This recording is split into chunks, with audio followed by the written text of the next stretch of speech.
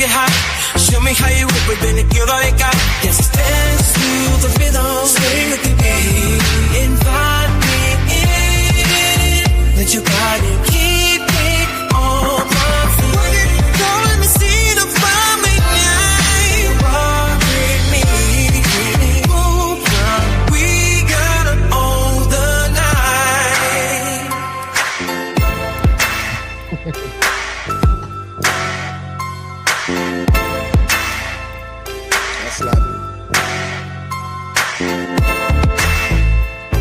Under flashing lights, we lost in the sound. Got the lights down low, music filling the air. Feel the vibe slow, let go you care.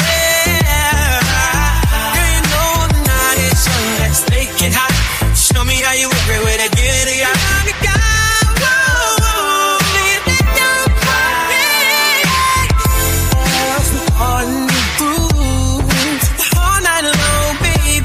Just let your body move. Got the lights down low, music filling the air. Feel the vibe flow, let go you care. Girl, you know the night's young, let's make it hot. Show me how you work, baby, give all you got. Let's dance to the rhythm, swing with the beat. Invite me in, let your body keep it on for me.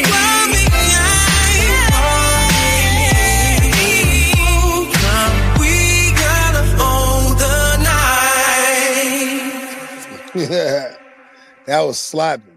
What was that? What was that? The MIDILAB Show, man. What song was that? Man, the MIDILAB Show, bro. That comes right. It's all in-house, man. We try to push only music that's in-house, man. Hey, that was slapping. Right on, bro. And also, what was the beat that was playing backstage?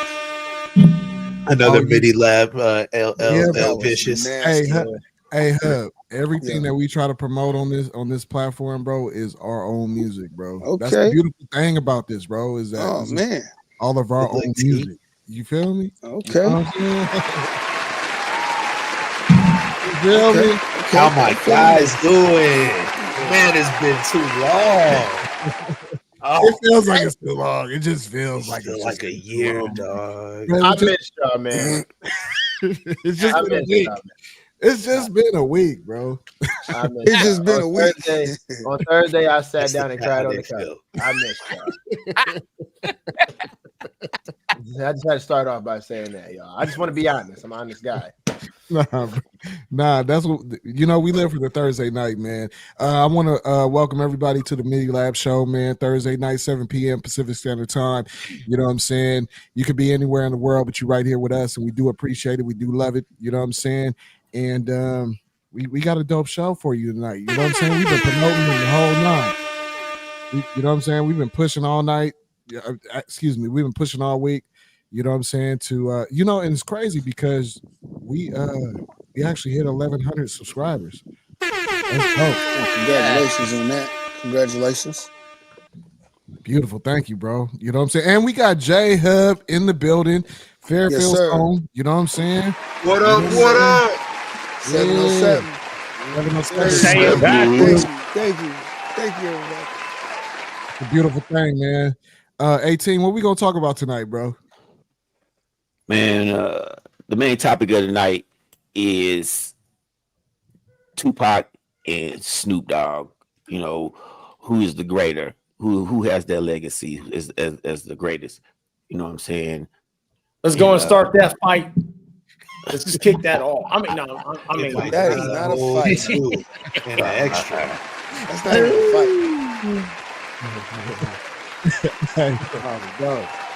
Also, we got a few updates. The past couple weeks. We took last week out. We're gonna recognize a few people who passed away, and and then what's that doctor name? Malcolm Umar. Oh nah, bro. That's probably next week, bro. Okay. Well, shout out. We still got some nice for y'all. Wait, that might not be the right name. I might have been wrong. No. We was going to talk about Dr. Umar, but you know what I'm saying? Like we kind of came to this understanding that, from previous shows, we be overloading ourselves a little bit, and sometimes we can't get to all the topics. And it's crazy because we be online for 2 hours. You know what I'm saying? Right. But our conversation, you know what I'm saying, be so in depth that sometimes it just carries over. You know what I'm saying? And I want to just give a big shout out, you know what I'm saying, to the homie A2 Breezy. You know what I'm saying? He started his Bible discussions on Tuesday nights. Man, it's on brands and platforms. And I gotta say, just outside watching in, bro, really held it down. You know what I'm saying? It was the first episode. If you haven't seen it, go ahead and watch it on brands and platforms. It was a great discussion. And hats off to you, A2 Breezy. Good looking out. Good looking out. give you Hey, your all props, thanks and bro. praise be to the Most High, man. That's all in God's hands. Yeah. Hey, if y'all got some MIDILAB gear and you got it on right now or a cut right now, go ahead and say something in the chat. You know what I'm saying? Let us know you here with us. A few people actually bought the glass, bro. Like, it's kind of crazy, bro. Who got a glass on stage right now? My Genius? Yes, sir. Yes, sir. Yes, sir. I Yeah. had to put it away because I can't be filling it up at the moment right now in support of others. You know what I'm saying? Hey, man. Hey, and also, man, like, just, shout out to the chat. The chat going crazy already. bro. I went back in and I'm like, damn, I'm like 100 comments behind already. Like, what the heck? Hey, Jay, they hyping us up. Hype me up. Bro, you in charge tonight, babe. You know what I'm saying? So let's should I play music or should I I mean, we'll get on the tunes in a minute. Let's pop it off. Let's pop it off. Hey, can I start this then? Can I start this then? Finish that discussion. Can I start this then? No. Hold on. What were you about to talk about? Wait. What subject, yo? Yeah, Mike. What subject?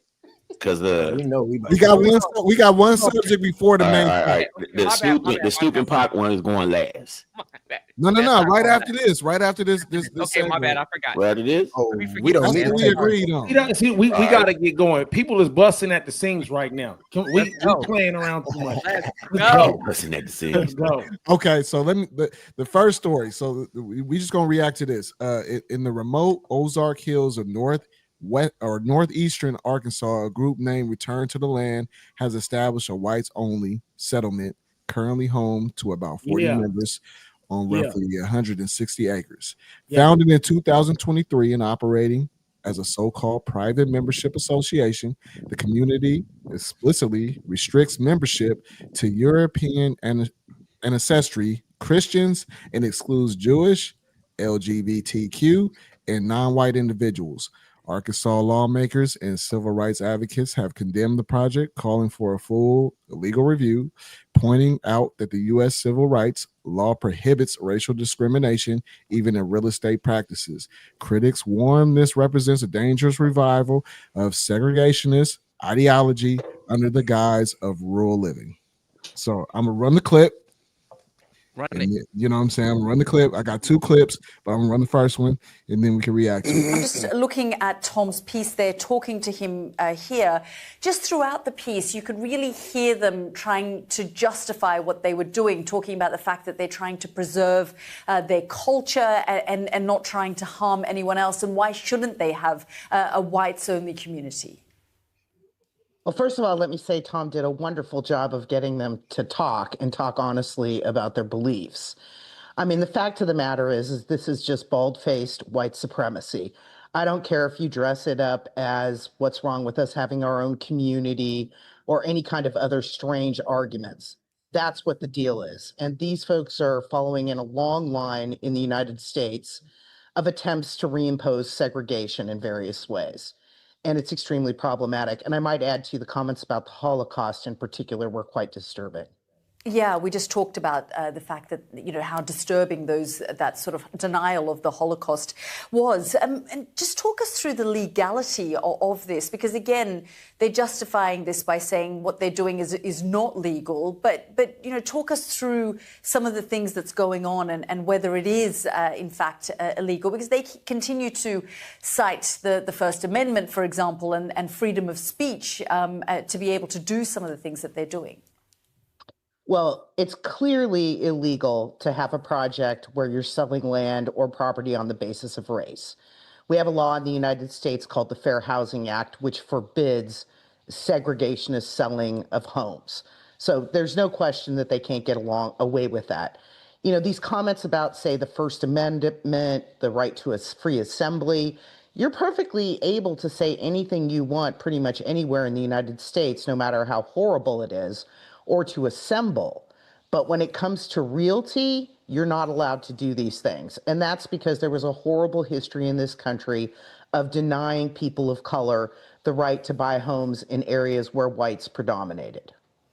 So I guess the question then is, are there going to be, or is there any legal challenges? Do you think the authorities will start to get alarmed, especially if this starts to create a trend?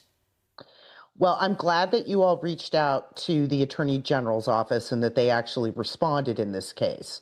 My hope would be, and I think the law demands, that there's an immediate investigation into what they're doing and that they're stopped from doing this kind of a racist housing development. I mean, it just is absolutely illegal under American law. And the fact that this is spreading, right, with possible compounds in other parts of Arkansas, Appalachia, the Northwest, is all the more reason to nip this in the bud. Well, Heidi, we're grateful for your time. And Tom, thank you for your reporting. Thank you both. The MIDILAB Show. I'm just looking at Tom's piece there, talking to him here. Just throughout the piece, you could really hear them trying to justify what they were doing, talking about the fact that they're trying to preserve their culture and not trying to harm anyone else. Sorry about that, y'all. I was like, damn, we're running that back. That's serious. They gotta hear it. They gotta hear it twice. So are we just gonna chime in about this, or what, tell me what we're doing? Yes. Tell me what you I'm think. moving there. I'm moving there. Can I just say that normal people are moving to these areas of Appalachian hills and mountains. They're not doing that. So I mean, it really don't bother me. They're already Appalachians already. Right. I seen the descent. Everybody's seen the descent, right? When the chicks went to the cave. You get what I'm saying? Yeah. I'm going there. I'm going there. I'm moving away from all you ninjas. Hey, move away from all you ninjas. And you know what? It would take somebody with a light blue background caliber to move there. They can keep that shit. They can keep all of that shit. I don't want to go there no way. You know what I'm saying? Ain't none of my people there. I don't give a fuck. Did you hear the list that she named or which places were? Oh hell no! That's scary movies. Every one of them is a scary movie. Wrong Turn, Texas Chainsaw Massacre. That's where you at, L. Yep. Hey, now, imagine though, if we decided to make an all black town, what you think would happen? They ruined the fun within 48 hours. They're gonna poison the water supply. Yeah, bro, they'll be burning crosses. We know what the history. We know what the history is. Yeah, right. You know, here's my question. This is kind of a double-edged sword, right? Because on one hand, you don't want to allow this to happen, because then all of a sudden this crowd starts popping off out the woodworks. Then on the other hand, though, do you want these people living in your neighborhood? Like, I mean, if you really want to go isolate yourself in the hills and go have sex with your cousin, I really don't want to stop you. You know what I'm saying? I feel like, hey, if you let them slide and then we cut them off with sanctions, it's like, hey, we don't do business with y'all. You know what I mean? You figure out how to you figure out how to manage your own society, but we cutting y'all off. Like, you ain't getting nothing from us, not a drop of water. Don't come down here telling us you had a natural disaster, you've been flooded out. Too bad. That's you. So sad. Yep. So sad. Forget about the iPhones. But see, that's the thing that you know, when I say we, I'm talking about us. Yeah. When it comes to integration, man, we can't speak with a forked tongue. Like, we have to say what we mean. It's not okay for us to isolate or to segregate ourselves against other people, just like it's not okay for them to do it to us. And so we see what happens when the other side and all their entitlement says, hey, we're used to having control of ourselves, and now that we feel like we're losing our culture, you know what I'm saying? Like, oh, they're losing their culture. They didn't lose their last name. They didn't lose their homeland. They didn't lose their identity. They over here tripping like somebody's dragging them off on slave ships. Cry me a river. Yeah. You know what I mean?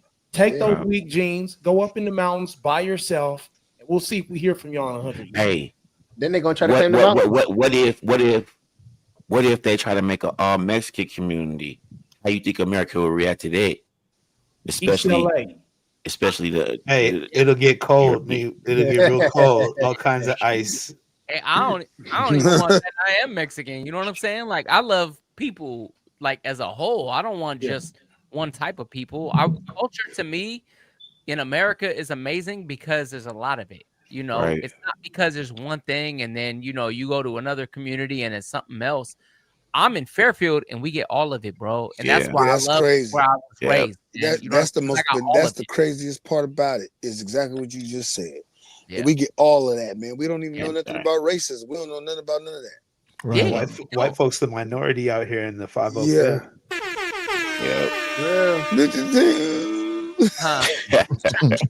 Hey, man, the crazy part, though, is the legality of it, man. Like, for me, that's the scary part. Because if they're allowed to do this there, my concern is it will be allowed to happen in a lot of other places. And it could stretch on to a lot of other shit. That's because when you set precedent, that's for me, that's my concern. Is precedent gets set and then they allow it in a lot of other places. And now we start backtracking. I don't want to visit any city that doesn't want me. I don't want to patronize any business that doesn't want me. You can go fuck yourselves. Right. I don't need you. You know what I'm saying? There's plenty of places that I can support that aren't about what you're about. Right. But at the same time, what are we setting as a precedent? What's going to happen later on down the line, 10, 15, 20, 30, 40 years down the line, because of the shit that happens today? That's my only concern. That's my only, hiccup. Well, I think the building block, the building blocks of this situation started a long time ago, right? This country loves this division. I don't care what anybody says. I don't care how much they preach up there. We want to make everybody feel inclusive and stop giving everybody titles. You know what I'm saying? Stop telling everybody you got to have a title as part of your identity. Your skin color dictates who you are. It does not. You know what I mean? Where you come from dictates who you are. It does not. That's real. We know folks that come from the hood, and typically speaking, people think, well, you come from a troubled background.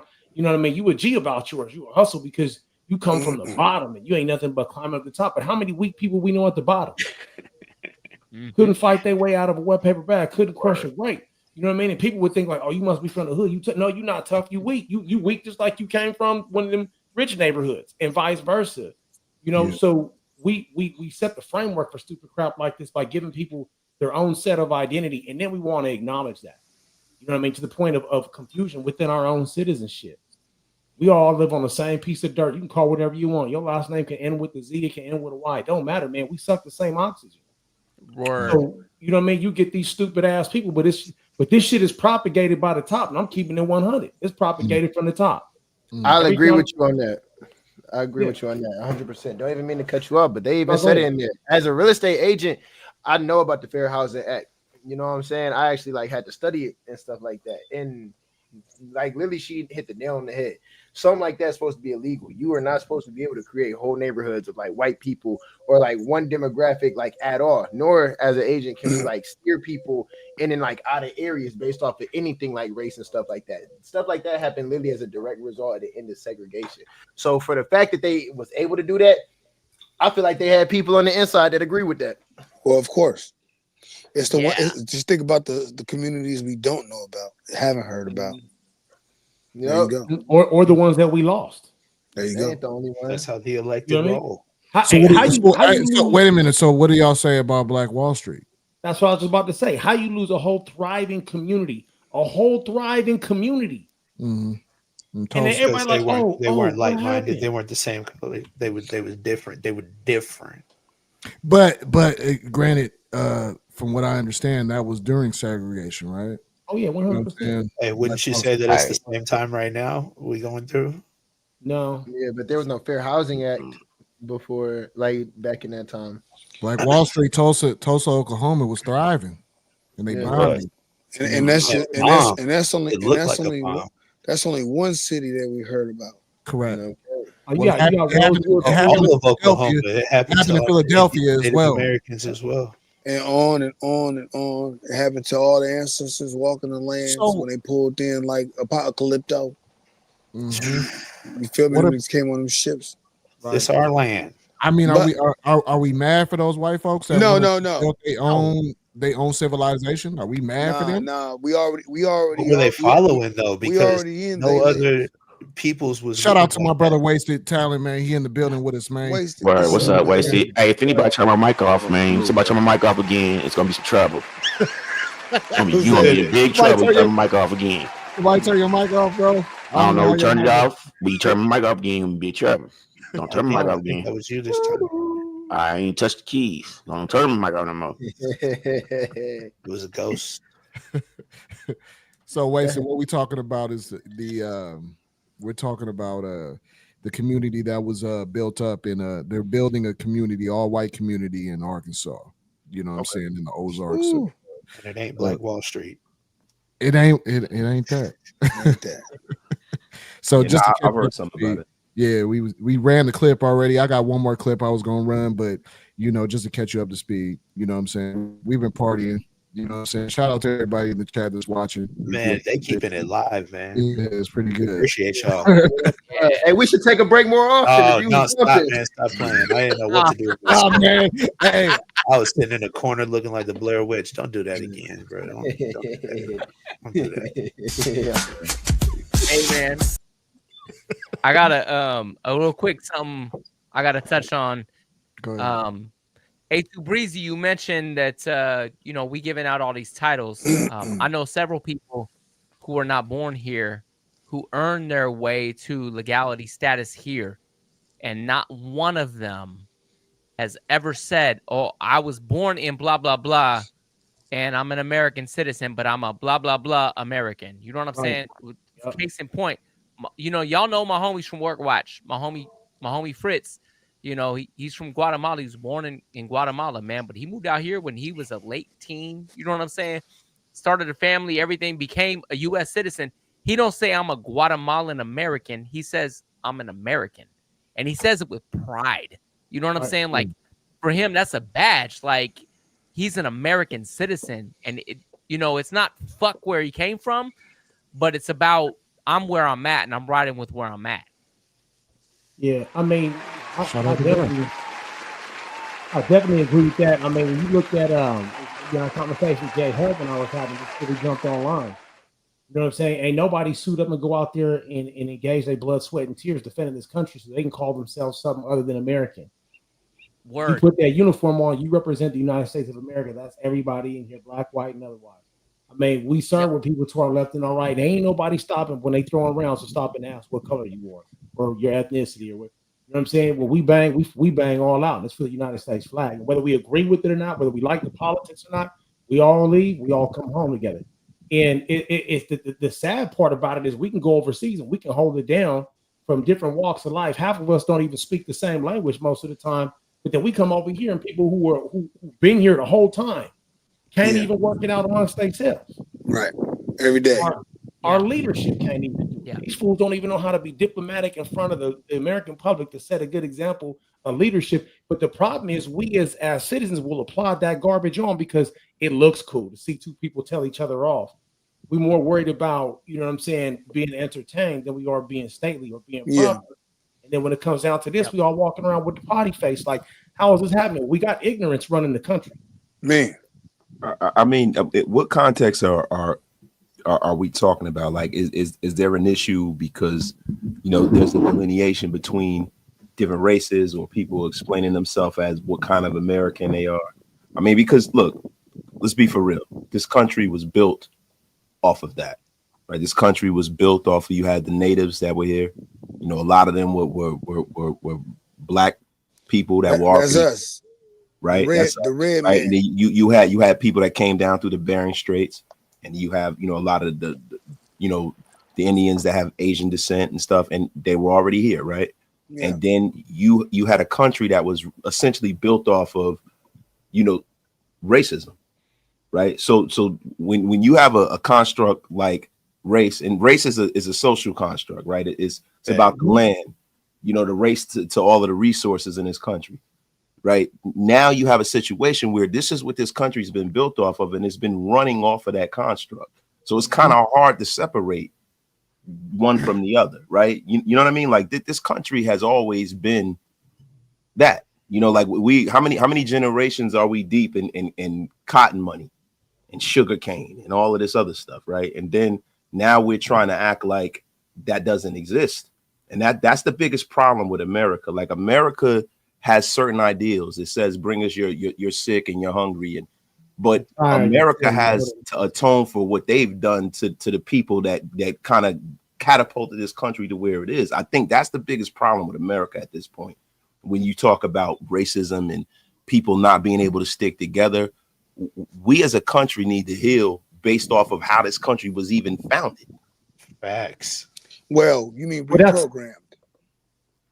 I'm sorry. Go ahead.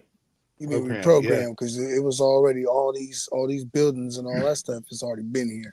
Yeah. You know, so the story go deep. You know what I mean? The thing about it is everybody is what you're talking about is from the slave aspect of thinking from the story, but from a different point of story, you got to think of POWs, people that was already here. The New World, they called it. No, that I'm talking about the people who are already here, like the mound people who were here. Yeah, that's the same Indians. Thing. That's exactly so and then we talk about the Dawes Rolls. I don't even want to get into all of that, right? Because I thought we talk about hip hop, but the thing is this, right? I think that America needs to be for real with its history.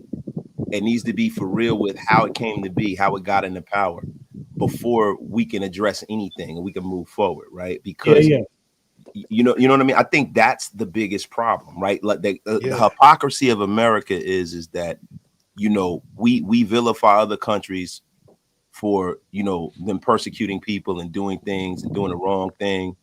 And celebrate Thanksgiving and Christopher Columbus. And we celebrate all of these holidays that are based in the blood of the natives that were here, you know. And this is the thing for me, right? Like at this point in my life, right? I can't operate like that. I have to operate in a prison where, you know, I go out here, I produce, life is fair. You know what I'm saying? I have to make life fair on my terms, right? I can't live in the past. I can't live in a history of things that I wasn't born for, right? But I also cannot sit up here as a black man and say that these things aren't an issue, right? So like when we talk about how we're gonna heal things, how we can all stick together, I think America needs to be honest with us. I need to understand one of the biggest things that culture now is this internal war. This internal war is a problem, and it's gonna cost this country. Because you can see it now, the way the country's falling apart at the seams. Like for me as a man, right? I judge people based off of who they are. I don't judge you off of what race you are. Like if you're a good person and you give me good vibes, I'm gonna be good to you. That's just me, right? I wish that this world was that simple. And that's the thing, this world isn't that simple. And there's a lot of nonsense that's been going around. And I think that, you know, just as a whole, like we as a society really need to kind of detach that from our psyche, man. Like if we don't, this country's not going to be able to continue this way, man. It's not. Well, and this country gonna be able to continue until the end of time. They got the United States Army, 11 Bravo, 11 Bang Bang, ready on standby. They got Navy fleets. We the most destructive. This thing is the military aspect of the game. This ain't going nowhere. This is the Holy Land where we at. The mound people you talking about, Detroit. That's y'all. It's the military mecca. They ain't got a chance in hell. Touch on what you said, brother. That 100% agree with everything you said. I agree with. My point is, like, so to me, that's old news, right? We know that it's history, literally, it's old news. Yeah. If we continue to live the same way we've been living, we will get the same thing we receive. Right. And in scripture, the Bible says a house divided among itself cannot stand. So these the divisive labels are the problem.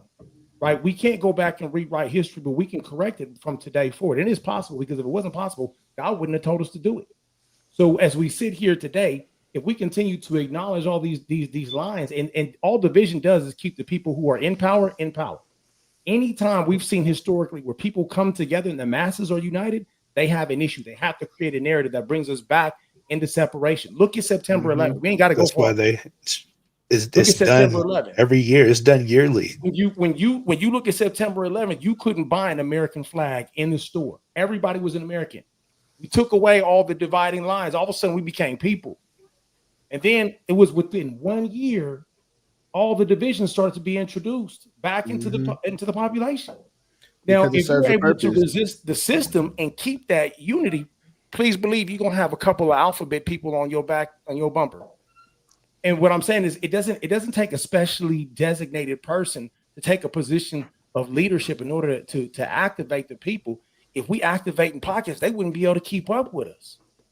I don't know, man. I mean, see, this is the thing, right? Like when you talk about September 11th, right? We say everybody was united, but not really, right? Because we just traded one enemy for the next, right? So it was like, you know, in American psyche, it was like, all right, you know, we have our little petty wars, and then they took people who were from the Middle East and made them the enemy. Yeah. Where you had a lot of people, a lot of guys that I'm friends with that, you know, are from that region. They got attacked and they got, you know, harassed, and you know what I mean? So it's kind of disingenuous to say that. And to be real with you, right? When we talk about the biggest problem in America, is a class war, right? Like you have a less than 1% of this country that control the world.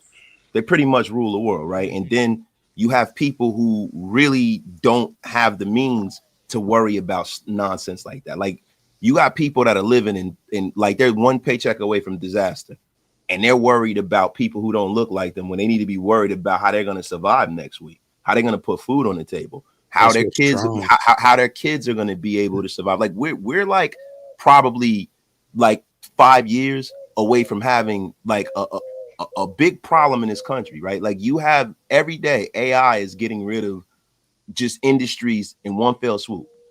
Like you got jobs, like you go into Walmart, even menial jobs, right? You go into Walmart, there are no more cashiers. You got 3 people watching the self-checkout. You got a bunch of guys stocking the shelves. You go into McDonald's, they have a kiosk now. They have 3 people in the back and a control arm flipping the fries now. Where do you think this is going to take us in the next 5 years? So everybody that's worried about racism and nonsense and all of these things are going to have way bigger problems than that, because their basic needs aren't going to be met. They're not going to be able to have a job. Like even people that are educated and have college degrees, the degrees that they have aren't going to be worth the paper they're written on. Just in 5 years. Do you feel wasted that not to cut you off, brother, because you cooking, but you know what I'm saying? So do you feel that this is just a distraction of all of it's always been that? It's always been that. It is for the ruling class to keep all of us confused, right? I think that's really just what it's not called slavery. That's my point. Like the war is not to say we need to be turned against other human beings. Like you missed my point. My point is, whenever we identify a common enemy, it brings us back together. We remember that we're all human beings. So whether we want to be pointed at another group of people who are just like us, struggling to survive, or we begin to recognize where the real threat is, the point is we are unified by a common struggle. And then somebody masks that common struggle, and then all of a sudden we forget where we are, and it has to start here first. It does start in the small community. It's not going to start. Well, I would love to see it start at the White House, but we're expecting them to fix our problems. That's foolish. It starts with in the neighborhood. It starts with conversations like these. People of like minds getting together, and we begin to bridge those gaps for ourselves to the point that it puts pressure on leadership where they have to either follow suit, right, or they get outed for what they truly are. Now, it takes a very strong mind to be able to see through all of the distractions, because we are surrounded by them. It's a whole lot of distractions. So let me ask you a question. Like, how do we put guardrails on the existential threat that technology kind of is to humanity, right? Like, so you have like AI, right? That's rewriting code. You can't shut it off, and it's eliminating like just. I mean, we're always gonna human beings are fallible, right? We are not perfect. You know what I mean? Like just on a visceral, even primates, right? The problem with chimpanzees, not that like kind of ramble, but like the problem with chimpanzees is when you have chimpanzees in a zoo, you have to give all of them the exact same thing, because if you don't, what winds up happening is if you're the zookeeper and you don't give all of them a banana equally, they're going to say, why did they give him a banana and not me a banana? And they're going to want to rip your ears off. That's just how humanity is, right? Like if somebody has more than me, just by, you know, how I'm made, I could feel like, yo, he has more than me. I got to take what he has. Like those little petty human things that go on, right? I think that's driven. Is that even really human?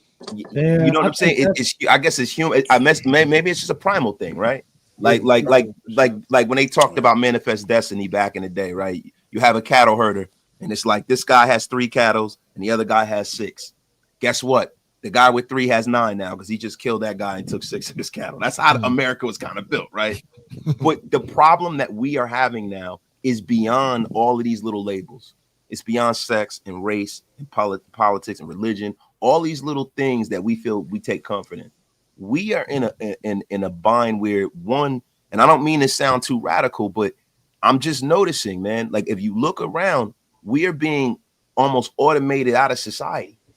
And then when we talk about United States military complex, and we talk about, you know, we'll never fall. And I think that level of arrogance really is what's going to be the downfall of this country. Because I think those are 2 different issues, though. I don't think that's arrogance. That's the truth. I mean, it is for right now, right? If they was able to do it, this had been took over. See, this is the thing, right? Society is very fragile, right? Society is very fragile. Like what we feel like is normal in society, the people are the foundation of all of that. Like you can come through and you can bomb and nuke and this and that, but at the end of the day, right, this planet can only take so much, right? So if and I think that's one of the reasons why there hasn't been a nuclear war now, because if there was, it's not like the United States could just drop nukes and it's not going to affect us here. Like you can't just drop that stuff over in the South Pacific and don't think it's going to affect California. Oh, it is. It's going to come back. It's going to come back. There is a collateral damage for like, and on this planet, the way God made this planet, for every action there's an equal and opposite reaction, right? Yes, and the problem is when we talk about that, we don't realize how fragile this planet is and how fragile humanity is. The military don't care about that, bro. It's assault through the objective. If there's nobody left, then what does it matter? It doesn't matter. So let me just point something out. Not in the game. I think J-Hub can relate to. J-Hub. They don't care. It's called collateral damage. Yeah. You actually see how resilient humanity is. Like, and I'm only saying this because you can look at it one of 2 ways. You know, the glass is half empty or half full. I've seen some resilient people because we have technology on our side. We've gone to war against people who had nothing near our level of education. And what they had was heart, and heart beat out technology. Ask anybody who's been in Afghanistan and Iraq, right? Yeah. Serving almost 30 years, brother. I've seen it. I mean, I don't have to watch TV. I was there. Now, to bring it back to what you said about the farmer with six cows and the other one with 3, the idea that we all have to have equal, that's a human construct, right? Because I know right now, you know, I'm in places with people who got more than me. I don't feel the need to take their stuff. I praise God. I'm thankful for what I have, and I keep my focus on mine. That's religion's a big part of that. Your religion's a big part of that, though, and why you have that outlook. But I give God all the grace, right, and all the glory for sure. But what I'm saying is that there are a lot of things that are introduced to us by people who don't care about us, and it seems like they're over here trying to push this equality thing. Oh, you should have. But the thing is, and I actually was just watching the study on this by a gentleman named Chad O. Jackson, who was talking about how we were willing to work and thrive for hours until certain ideas were introduced to us. And then we took on a criminal mindset because we thought we should just have these things. It should just be given to us. But please believe that long before we became criminals, man, we was out there hard working. They had to burn down our cities. They couldn't defeat us in the business realm. Right? So some of these things are suggestions. It's not necessarily just blaming it on our nature. It is human nature. It was somebody's nature to try and control us. I think we have the ability to overcome technology. We have the ability to overcome the psychological warfare that's waged on us every day. We can beat these things out. 100% we can. But like, in a sense, some people can, right? Yeah. But couldn't the majority? Because if you really look at it, right, from this prison, right? Just look at, you know, like you talk about, you know, programming, right, and the criminal mindset, right?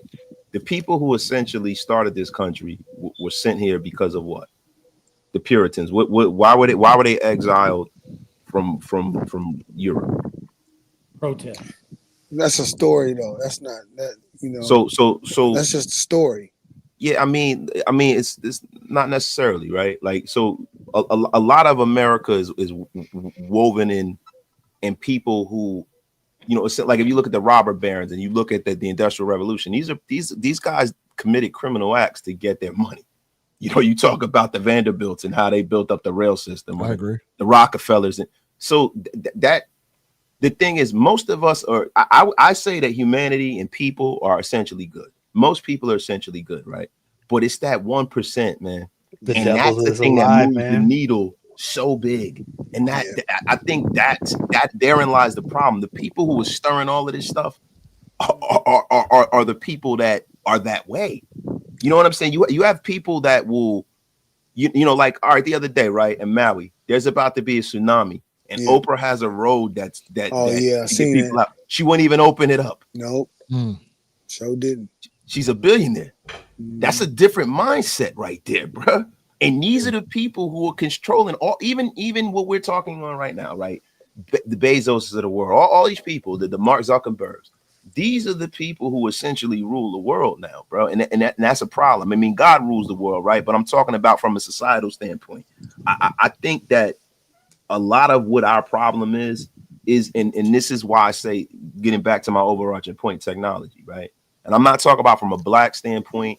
I see where you were going, like you talking about back in the day, pre-Jim Crow. I mean, I'm during Jim Crow and pre-Jim Crow, when we had neighborhoods and, people, everybody worked and, look, we all come from that. But I'm talking about right now, right? In society right now, the problem is this stuff right here.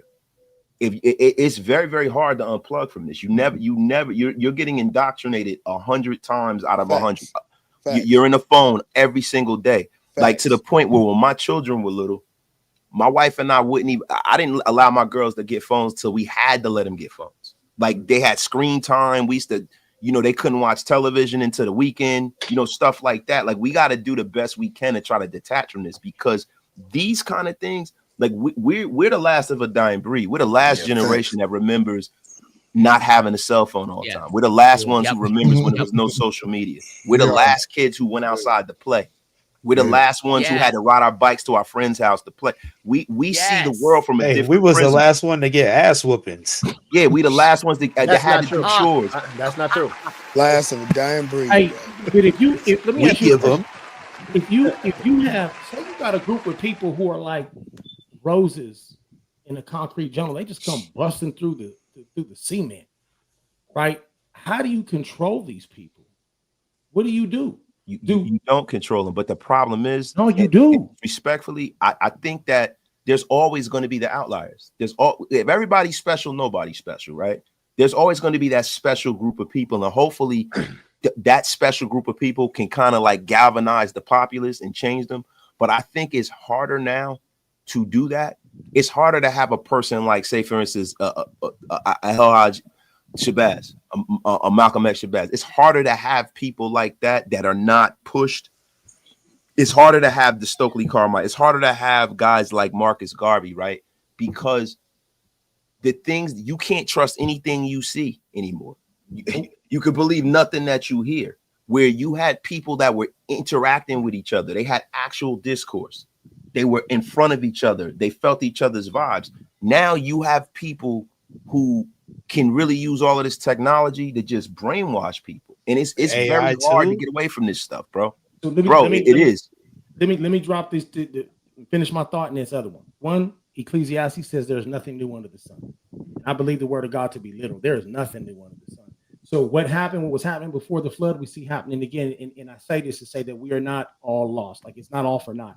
The other thing is, my point is, when you do have a people who are extremely, extremely resourceful and who have shown that they will rise to anything. I'm not just using black people, because we are not the only ones. I think people in general, in order to control that type of people, you have to get them to believe that they are dependent on you for their needs.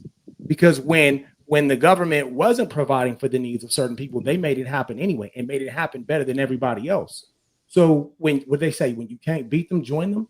So then you tell people, no, we'll do it for you. 40 acres and a mule. Just wait for the government. They're gonna provide for you.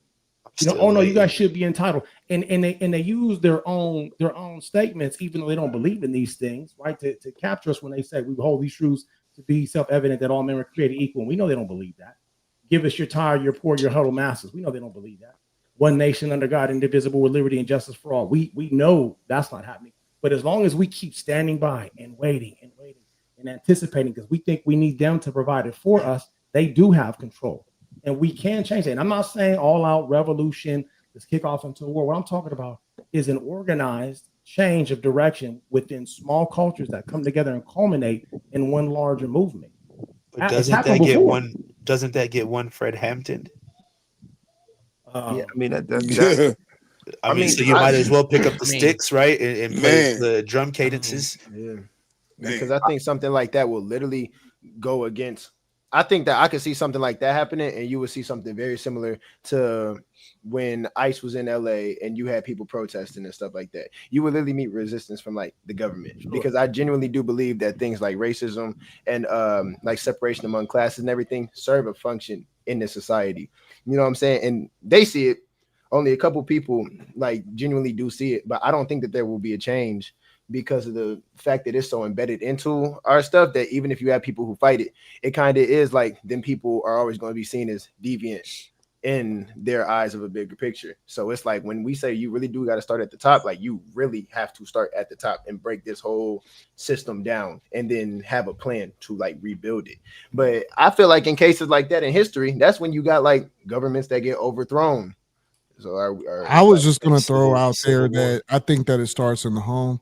I think that if each one of us who have children, that we instill a certain value system, and that's what creates a community. Then you get an LXL. Look at this young man right here. Absolutely. You know what I'm saying? When he said there's nothing under the sun, I genuinely do believe that. I feel like a lot of the guys that, you know, previously in history, they went out to the masses and they spoke and they did all these things, right? And encouraged the public, the community, and all that stuff. I think that the community is within us. So if we know that we have children, we have grandchildren, or anything to that nature, that is up to us to actually instill the value system that's correct to help rebuild society. That's what I feel. See, I mean, this is the problem, though. How do you know?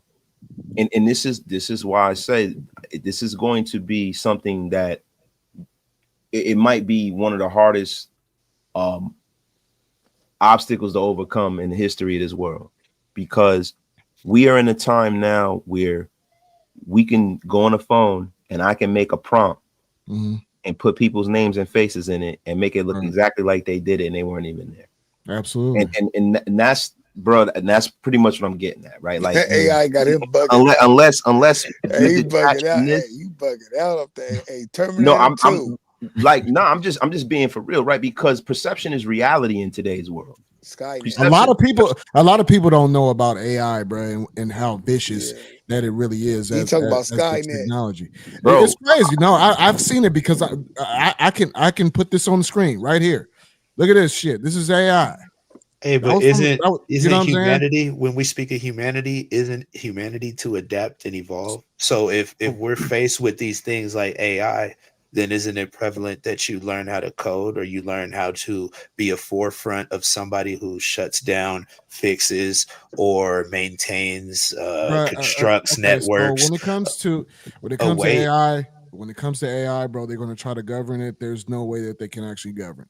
It's here. It's just like when the internet came out. All right, when the internet came out, everybody was panicking. Everybody was like, "What's going on?" I'm talking about jobs wise, though. But as far as AI government goes, that shit just got shut down. The president just signed some shit to release all that shit to let it go free. So we got Skynet and the Pentagon and the Pentagon just got Elon Musk's AI technology. The Grok shit. Yeah. Hello, Skynet. Hello, Terminator. Yeah, they hear. So bro, listen, they've been using, things like I don't know if you guys have you ever read a book about the Tavistock Institute? You ever read it, like how they use, you know, propaganda and stuff like that to Yo, where this guy from? Where you from, bro? Jersey. I knew he's from Jersey, across the turnpike. I can just tell. So you know, they used, you know, propaganda to be able to enter World War II, because a lot of people don't realize the United States did not jump into World War II initially. The United States actually became a superpower for World War II, selling weapons to both sides, right? And then they get into World War II, they use propaganda like Rosie the Riveter and Uncle Sam and all of those different things. You guys remember those pictures and things? You talking about Bush's the grandfather was selling. So, I'm talking about like I'm talking about the Rockefellers and stuff like that, right? Or just you know, the way our education system was built and stuff to make better workers and things of that nature, right? So this government and has always kind of used propaganda. How do you fight against things that look real? You can't. Education. How do you do that unless you detach yourself from all of it? Education. You educate industry, but it's here now. There's no way to detach from it because it's here now. It's just like with the internet. When the internet came, everybody was panicking. 1990, Mike Genius, we was in Sacramento. You know what I'm saying? We was looking for the power outage. We was looking for the power outage in 1999. Me and Mike G was roommates, and we was waiting for the power outage. You know what I'm saying? On New Year's, and nothing happened, and we learned to adjust to it. I remember there was a time when the banking systems was like, I would never put my personal card information online. That's all we do now.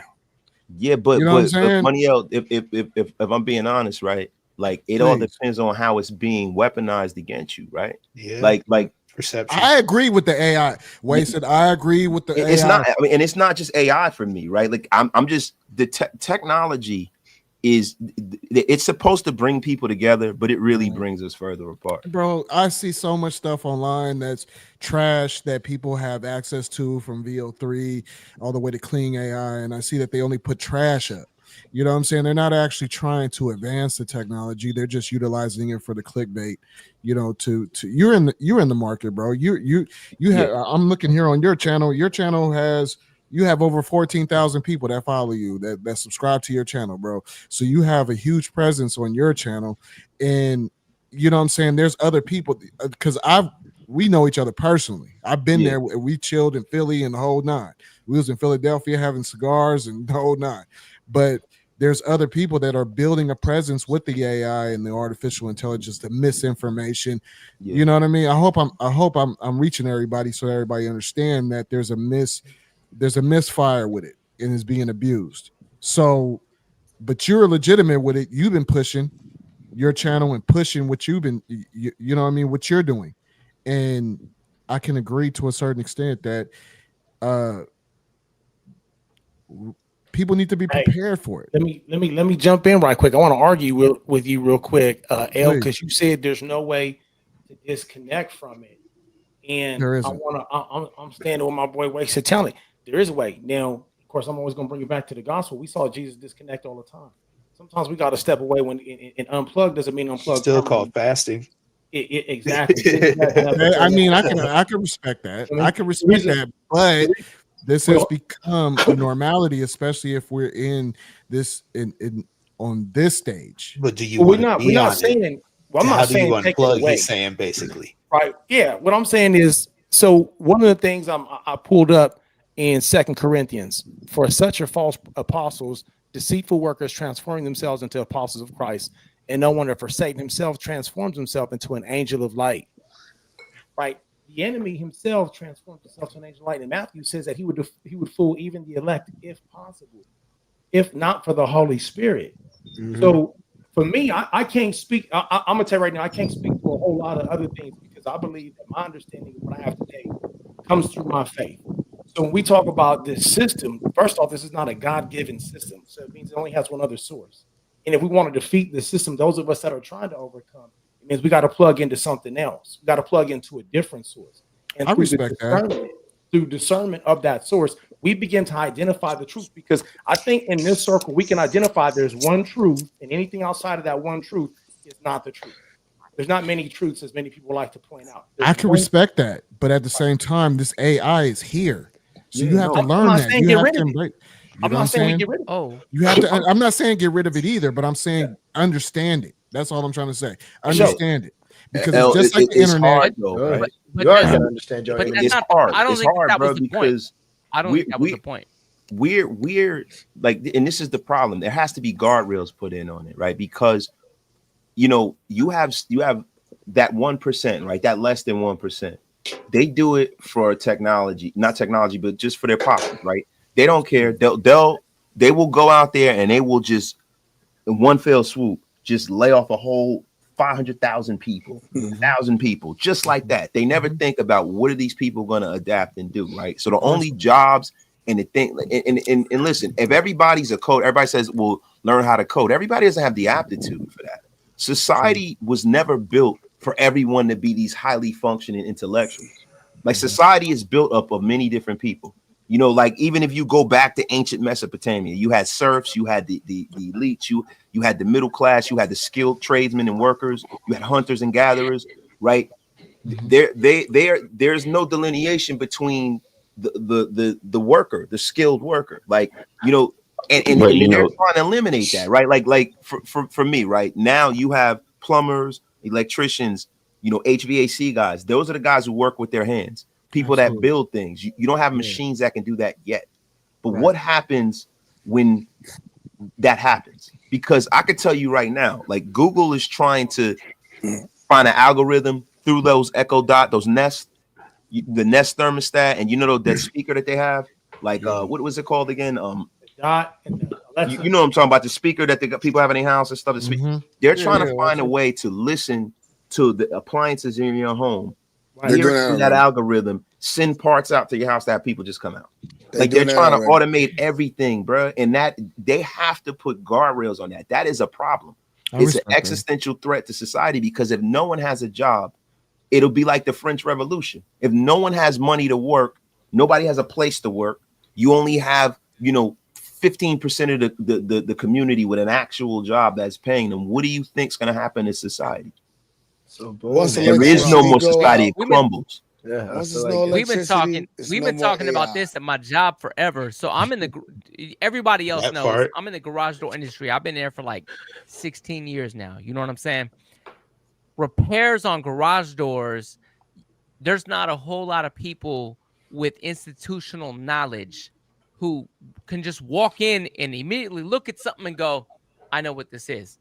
We get a lot of customers who call us, asking for, hey, have you ever seen this before? And I'm like, you know what, man? Yes, I have. And I'm surprised that y'all haven't. You know what I'm saying?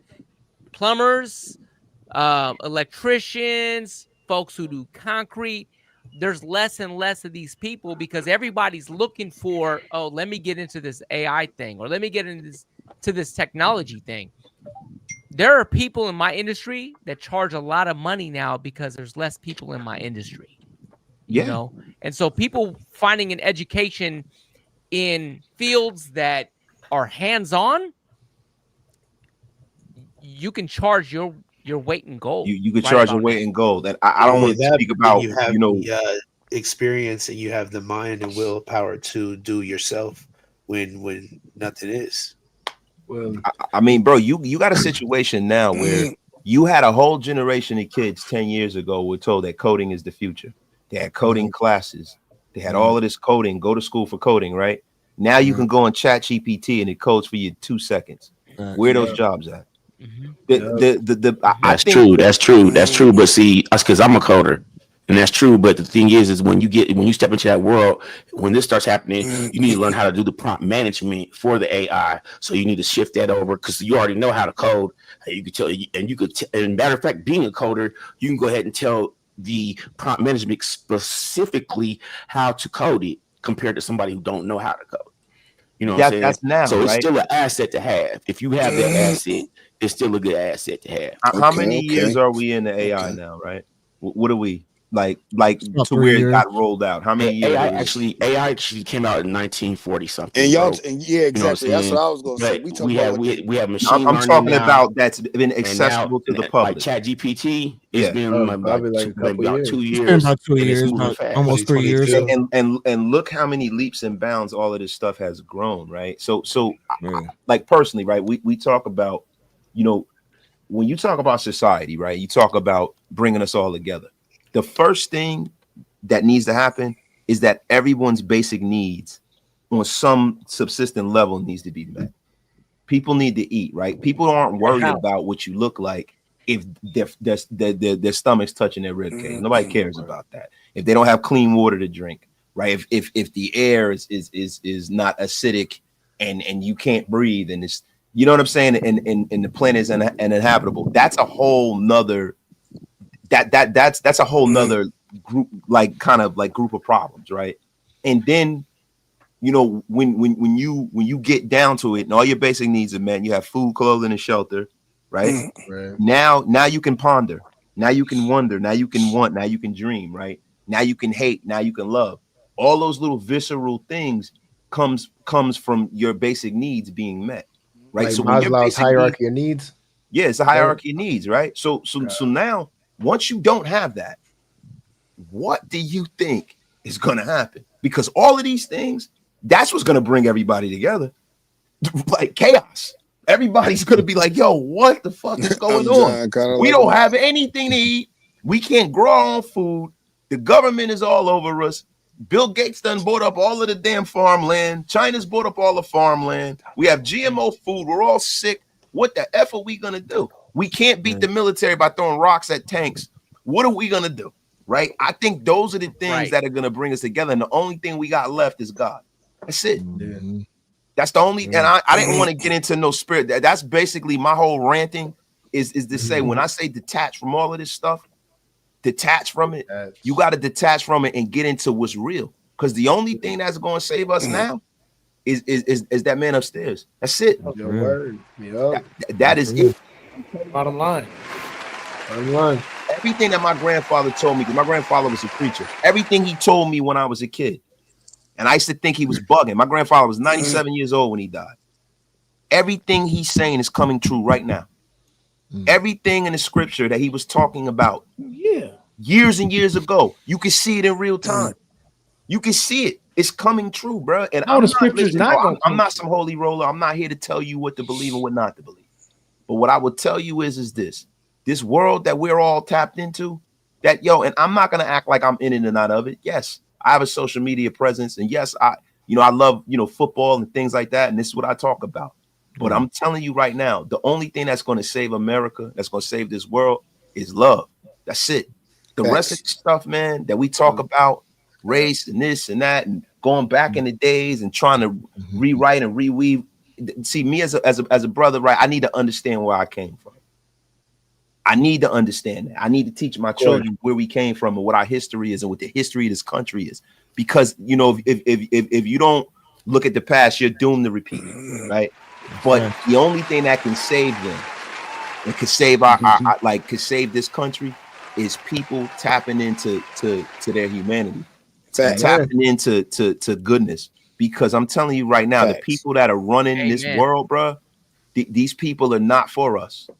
These people are not for us, bro. Anybody that could come out with things like, when you look at the metric for most major corporations, the metric for major corporations is reducing headcount, finding vestiges of technology to reduce headcount. They're even doing it in the United States military. Yeah, they don't need as many soldiers anymore. They got drones now. What? I'm tell you, that's a myth. I'm only gonna throw this out there. I know we'll go down the rabbit hole. It's a myth. Technology going down always come down to us on the battlefield doing what we've always done. And I say that whether it be the virtual battlefield, the neighborhood, the spiritual battlefield, it requires putting the meat to metal, right? And so what I'm saying is, I agree everything what you said. Going back to what the original topic was, these people wanting to be their own, and me saying that we got to smash the lines of division. I agree with you. In order to do so, we got to go back to God's love, because He sees all of us the same, right? There's those of us who believe, and there's those who don't. And at the end of the day, that's the thing that's going to be the conquering force. How we get there, though, is recognizing what's being around on us, which you already pointed out. I say discernment. And that's how I'm going to leave it as discernment right there, man. Without that, we got nothing. We blind. So study your word, because that's how you gain discernment. Good versus dive into it, because you could be a Christian all you want to, and you could still be deceived. These people who was over there in Arkansas was marketing themselves as Christians. You know what I'm saying? These people who were in positions of power marketing themselves as Christians does not mean that they're doing things the Christian way. So when they say hop in your word as a Christian, really study it, and that's how you obtain discernment. I respect that, and I respect everybody that spoke their piece. You know what I'm saying? Shout out to Wasted. You know what I'm saying? Shout out to Wasted. A2 Breezy. Yeah. You know what I'm saying? Shout out to J Hub, Mike Green. J Hub. You know what I'm saying? Bang bang. Yes, sir. You feel me? 18. You know what I'm saying? Jaguar. We in the building tonight. MIDILAB show. And Wasted had made a point. He was like, "Man, I came here for hip hop." Yeah, man. I mean, what's going on, bro? You know, I got my purple tape shirt on, bro. I'm ready, baby. What's up? Hey, we did not make you do that. You did that to yourself, sir. Bro, listen, man. I gotta show y'all how to be fly. You know what I'm saying? Hey, I appreciate it though. You had some gotta educate y'all, you know? Shout out to Jersey. Hey, I gotta tell y'all, Wasted, when I went out there to, you know what I'm saying, when I was kicking it with him and Graf, you know what I'm saying, Wasted took us through Jersey, you know what I'm saying, got to see the real, like firsthand, drove us through Jersey and really gave it was a dope, bro. I never told you that personally, bro, but that was dope. You know what I'm saying? Really going through Jersey. Took you to my old neighborhood, you know. Yeah, that was wrong. You know what I'm saying? At night too. You feel me? So it wasn't like just, you know what I'm saying? So that was a dope experience, because I've been to New York a few times, and just being able to go to New York and, you know what I'm saying? But I never really had the opportunity to really go through Jersey. Like the time the first time I went to New York, our sister Mike Genius, you know what I'm saying, Sincere, you know what I'm saying, she lived in Jersey. You know what I'm saying? But we only stayed at the spot. We didn't go out and really see nothing. She took me to New York. So I seen all the boroughs in New York and all that, so which was a beautiful thing. But Wasted took me, you know what I'm saying, and Graf, you know what I'm saying, through Jersey, and it was a beautiful experience. Yeah, I mean, we coming from California. We went to New York, Philly, we was in Jersey, everywhere. Yeah, we was in Philly. Yeah, we was in Philly the whole night. Like, the cheesesteaks, everything. Yeah, nice, man. It was that's a hella good right now. Yeah, that was dope. Oh, you needed some green chili on that bad boy. Dope experience, man. You know, at the MIDILAB show, we like to play music. You know what I'm saying? Shout out to everybody in the chat. Everybody's been, you know what I'm saying, engaging in the chat. You know what I mean? It's a beautiful thing. We do appreciate that.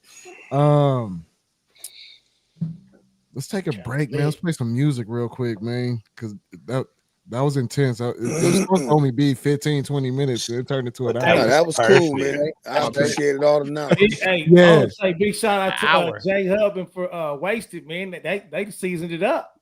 Man, straight up. I like old Wasted. Man. Wasted Love got it. something to say. Wasted got the knowledge, man. Kicked in the, what's the word, kid?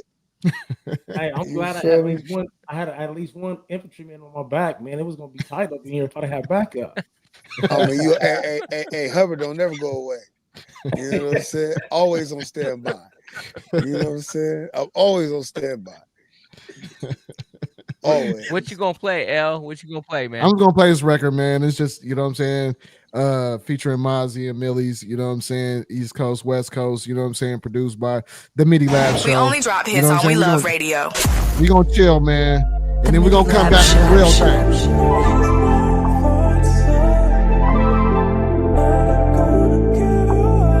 Count bow chains, family full of tweakers, nigga coming from that dope gang, she love it by me.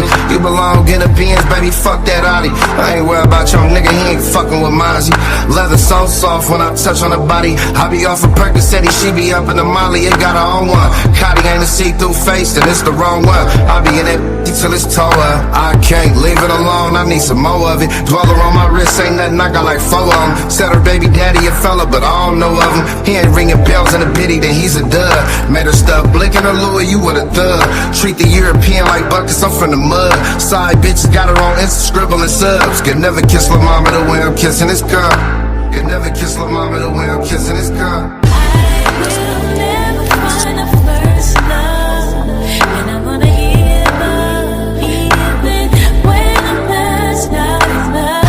I will never find a first love, and I'm gonna give up even when I'm past out of love.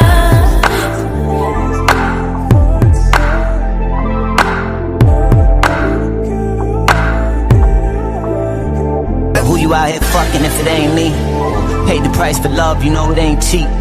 Now everything is dead, we dug a grave deep. And we don't even talk, we let the pain speak. And you be acting like you never had a flaw. Mad about some shit you saw. Moved to LA, shit got different, you said no more going raw. Tryna flip it like you think I'm probably doing way too much to hide the fact I'm letting someone touch. Shit is convoluted and I kinda knew it, but I still get that like embalming fluid. Tryna fool me and that's kinda foolish. You know I'm smooth as raw and icy music. When we vibe it's like it's bliss, and when we beef it's like I hate you. You used to getting money out of men, so you ungrateful. And it's painful cause I gave you what I could when I couldn't. We ain't spoken 3 months, I wanna call but I shouldn't. I will never find a first love, and I'm gonna give up even when I'm past out of love. I will never find a first love, and I'm gonna give up even when I'm past out of love.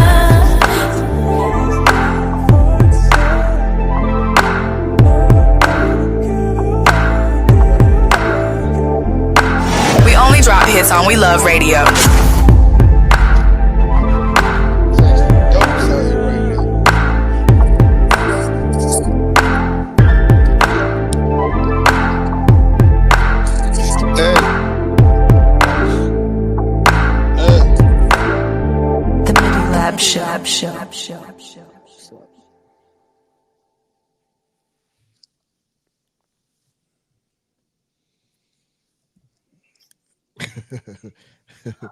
The MIDILAB Show.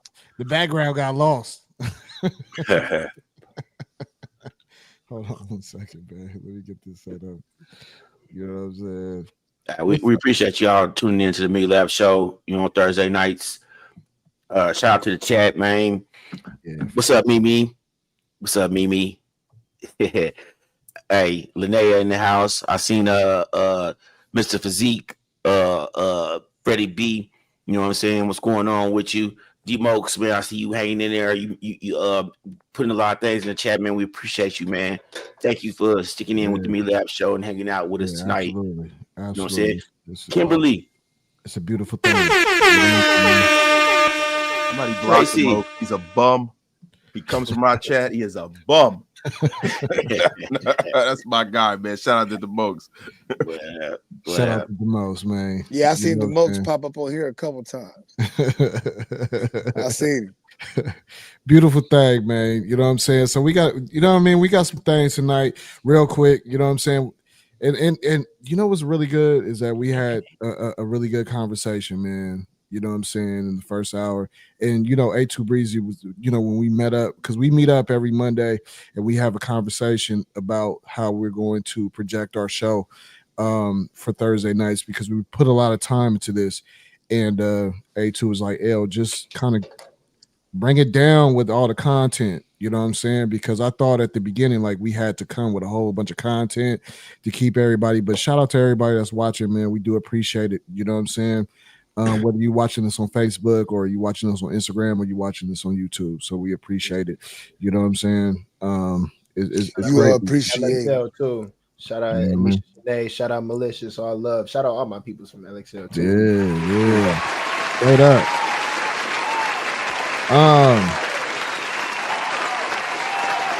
All right, so hold on. Let me give one more shout out, man. Shout out to Jesse and Jody. You know what I'm saying, in Wisconsin. Thanks for tuning in. Yes, please. Yeah. Thank you. You know what I'm saying?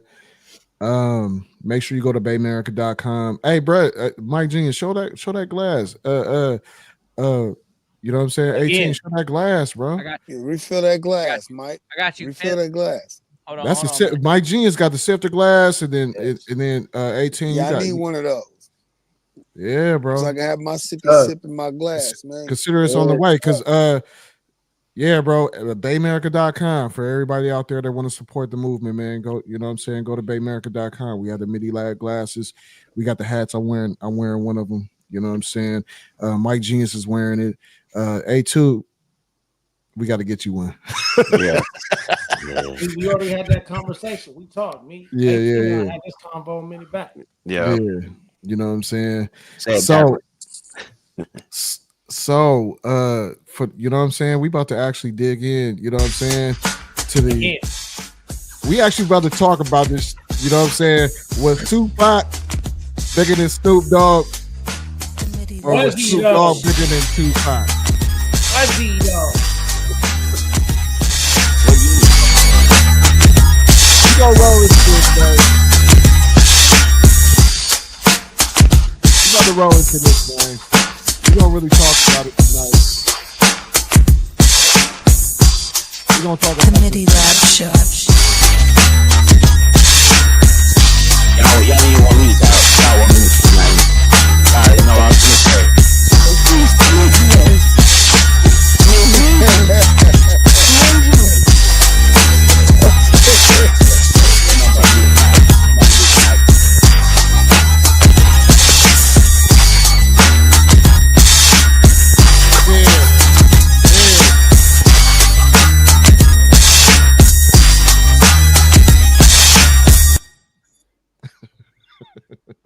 Hey, that's one of my favorites. I think that was off the corner.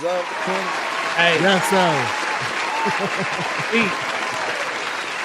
The real question is, was Eminem better than Snow? Can I go? Oh shit, bro. Was Eminem better than who? Bro, he blocked this man. Better than who? Bro, we supposed to be talking about Tupac and Snoop, bro. Eminem is another conversation. I just want to drop that. I'm gone. Mute his mic. Wait, what did he say? Mute his mic. Eminem better than Snow. Who's Snow? Who's Snow? Informer, man. Remember Informer? Mute this man's mic.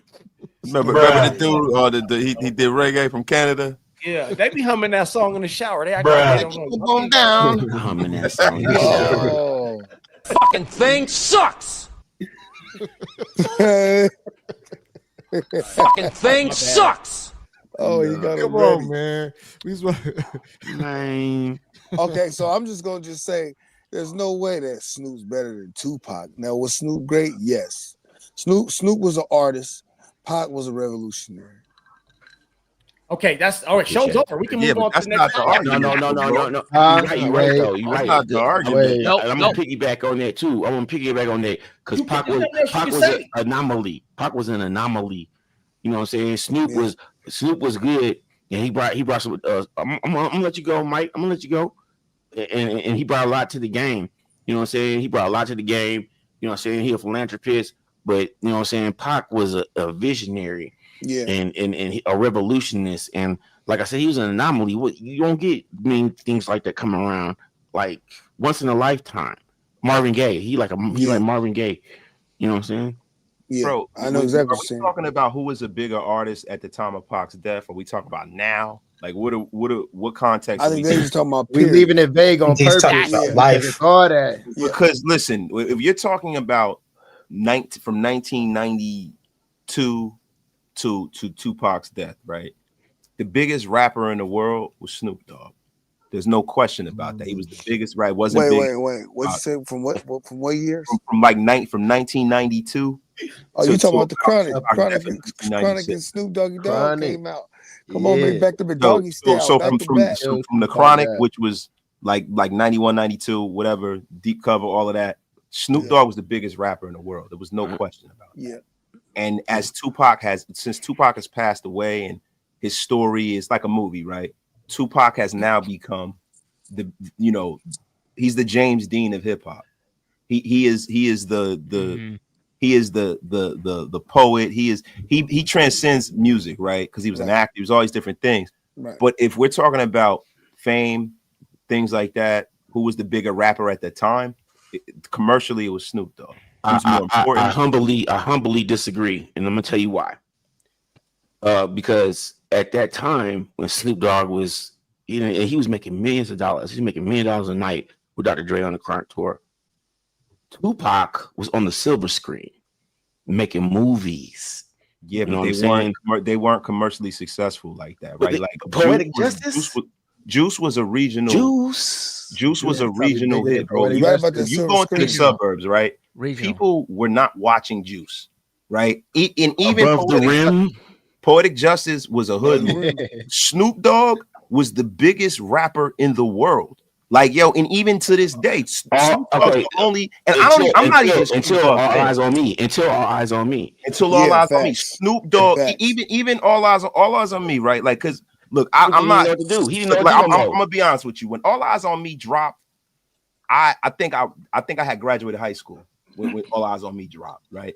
So I remember this shit vividly. Like I was like when Snoop Dogg came out with his first album, I think I was driving. You know what I'm saying? Like I remember when that shit drops in high school when that shit dropped. Like So what about hold on. Let's rewind a little bit. What about Me Against the World? Me Against I the World. personally like Me Against the World great, better but than it All Eyes on wasn't Me. Snoop Dogg. Me Snoop Against Dogg, the World you guys was are hard. looking back with revisionist history. Me Against the World was a big album, but it wasn't even the biggest album that year. Like the Bone Thugs and Harmony came out that year, and all these. It wasn't that like from a commercial standpoint. Tupac's legend grew as those things started happening to him. When Tupac went to jail, it was like now. What happened? No, Pac was always Tupacalypse Pac. now. Pac, Yeah, Pac are we being talking Pac. about now? We talking about in the 1990s, bro. Tupacalypse now. Tupacalypse In now. the Listen, bro, I 90s. remember buying two. Look, bro, you gotta realize when you talk to me, right? I'm a guy who grew up around the Outlaws. I'm a guy I remember Tupac was running around Newark with the Flavor Unit. I remember he was running around with Shakim and Queen Latifah and all of them and stuff. We didn't look at Tupac like that at that point. Like Tupac was, we loved Pac. We knew he was in the movies, like because Pac was on the East Coast all the time back then. I used to see Tupac all the time, bro. What I would tell you is that Tupac's legend has grown from all of the things that he did. At that time, Tupac was not a bigger impact on hip hop than Snoop Dogg. And I'm not saying that Snoop Dogg is great, but Snoop Dogg was the most commercially successful rapper at that time because of who he was associated with. He was associated with Dr. Dre, right? He was Death Row was the biggest thing moving. And when Tupac went over to Death Row, it's like they gave Tupac all of that legend, looks he had all the women, he had this great story, and Death Row kind of gave him steroids. And then Tupac took off. Right. And then we put Tupac next to Pac, and they start rapping. You got Tupac talking about blood, cuz gang banging. Man, get out of here. I'm just saying, like, bro, like a lot of people try to disrespect what Snoop Dogg was at that time. Snoop Dogg, bro, in 1992, 93, 94, Snoop Dogg was the most successful and famous rapper in the world, and he still actually is. All right. Like, and 95 and 96. And 96 is when those were the wackest albums Snoop ever came out with. Those were terrible. But what I'm saying is that he was riding off of the fame of The Chronic. Because The Chronic is essentially Snoop Dogg. It's Dre, but it's Snoop. Chronic and he's riding all his albums in that time. All his albums in that time was all full of pork. It was all full of pork just to make an album so he can sell something. It was whack. Wait a minute. Wait, if you really look at all of the hip hop that came. Hold on, Wasted. Wait a minute. What did you say, AT? I said all the content he was coming out with at that time was whack. What you mean? 96, 95, 96, 97, all that crap was whack. Yeah, but I don't need Dr. Dre. I don't need Dr. Dre to make a hit. No, that's not what happened. That's not even what happened. Go ahead, Mike James. Go ahead, Mike. Hold on, man. Go ahead, Mike. Go ahead, Mike. I'm getting mad as fuck. Hold on. Okay. First off, that's not what happened, 18. Take your hat off then. That is definitely not what happened at all. Like that, homie, because that's not what happened. Let me tell you right now what happened. Snoop was at Dre's door every fucking day, bro. I gotta make this Dogfather album, and Dre was like, Dogfather, the same thing he does with every other artist he's ever had. Album number 2 is on you. I gave you album number 1. Album number 2 is on you. And he shut him out, bro. And so Snoop was left with, I don't know who to fuck with. And so he didn't have anybody. Is He had that some is that an beatmakers. excuse to not come with some L's? Well, I don't No, think no, no, no, I no, think hold a on. lot of that too. The Dogfather was around that time when Snoop was going through that murder case, and I think his focus wasn't really there, right? So but he was also going through the case on murder. What's the case? Hold on. Because I hadn't finished yet. The other part was Snoop realized when Dre left, I need to get out of this shit. And so what does every artist do when he needs to get out of some shit? He drops the worst shit he can do. Okay, all right. I agree with you that, but then he went to No Limit. Then he went to No Limit though. He went to No Limit and dropped that whack ass shit. He dropped one whack ass album with them, and then he dropped the second album, and there was some shit. And then he ended his career by doing the inauguration. You skipping over like 25 years, bro. You talk about 20, like, bro. You done missed. Hold on. Bro, listen. You missed 2 number 1 singles. You done missed back Beautiful. then, right? People didn't used to drop albums like that. I remember people used to talk about, how much people drop and how many albums they have. Like LL Cool J, right? Who's the oracle of hip hop. He's like hip hop's first real superstar. LL Cool J to that point only had like 4 albums. So it's like, bro, like you can't do that. Like it wasn't as easy to drop music. You didn't have all this digital stuff. You know what I'm saying? Music did not, it carried. Like if you got the Chronic or Doggy Style, that album would carry and chart and be on the radios for 2-3 years, right? So like with Snoop Dogg is a guy who became a superstar off of 2 albums, and he's rolled that into all these other things, and he's become a caricature of himself. So at this point, he's famous, yeah, right? But there's a lot of people, like if you ask my children what Snoop Dogg is, I got a daughter that's going to Spelman, right? My daughter's a college student. I got another daughter that's in high school. They think that Snoop Dogg is just like a celebrity. They don't even know about his music career. Like to the point, my daughters don't even know Shaq played basketball. I had to tell my youngest daughter Shaq played basketball. She didn't even. I was like, I said, why do you think he's famous, man? So like when you talk about who's a greater artist, of course Tupac is a greater artist. That's not even debatable at this point. But who was more famous in the 90s? Like in the beginning of the 90s, it was Pac. I mean, it was Snoop. It was Snoop. 100% it was Snoop Dogg until Pac went to Death Row. Like that's not even up for debate, I feel, bro. I think it's up for debate. If you're old enough to remember, it's not even up for debate. I think that's a good perspective based on where you came from, right? Like you said, you remember when Pac was running around with the Outlaws. We from the Bay. I remember when he was running around with 5150, right? Exactly. I remember when he was messing around with DU. I mean, these was local folks to us. If you from the Bay, like, you know what I mean? You mash down to Pier 39, you would see any of them down there. You know what I'm saying? Right. And so when I think what we're looking at, what we're probably looking at is impact. Like, what do we feel? Who do we feel had the greatest impact? And we looking at Pac from the beginning of the movement when he first came out, it was movement. You know what I'm saying? Strictly for my niggas was a movement. Now what happens? He got over to Death Row, and I'm not gonna lie, man. I'm a little disappointed because where he was supposed to move the community, man, he fell into some, for lack of a better term, man, it was great music, but he fell into some trash. You know what I'm saying? He was supposed to move the community, man, and he just fell into being a number. He just became another person. He took all that impact and all that influence and turned it into thug life. Yeah. We remember when he came out the dirt, like Snoop came out with that deep cover. That was cool and everything. That wasn't like strictly for my niggas. Snoop had gangbanging music. What my homies called. Like, man, that was when my homies called. Yeah. Nigga, I love. Listen, Tupac for me. I've always loved Pac, right? And I didn't. You know what was crazy, bro? Because like I know Bruce and all of them. Fatal Hussein, rest in peace. I know all of them. They from Montclair, bro. You know what I'm saying? His little brother is right from Osborne Terrace. He grew up right around the corner from me. Like I didn't even know that I knew Tupac's father for years. I didn't even know that was his dad until he just came out now. Like he's related to a lot of my peoples. Listen, Tupac as an artist, I've always loved Tupac. I'm talking about fame strictly. We're not talking about music. We're talking about fame. We're talking about. I mean, once again, I'm gonna go back to the silver screen, bro. I mean, like Snoop been in movies, but like he ain't been on star like Pac. Bro. In 1993 and 94, Snoop Dogg was more famous than Tupac, bro. It's just not even debatable, dog. It's not. Like you got people. In 1992, Tupac was dancing around in Digital Underground's video, bro. Yep. He's still famous. Yep. I'm just saying, bro. Like Snoop Dogg was the most famous thing in music in at that point. He's the biggest artist in music. It was 1990. 1992, 1993, bro. He was like the biggest artist in music, bro.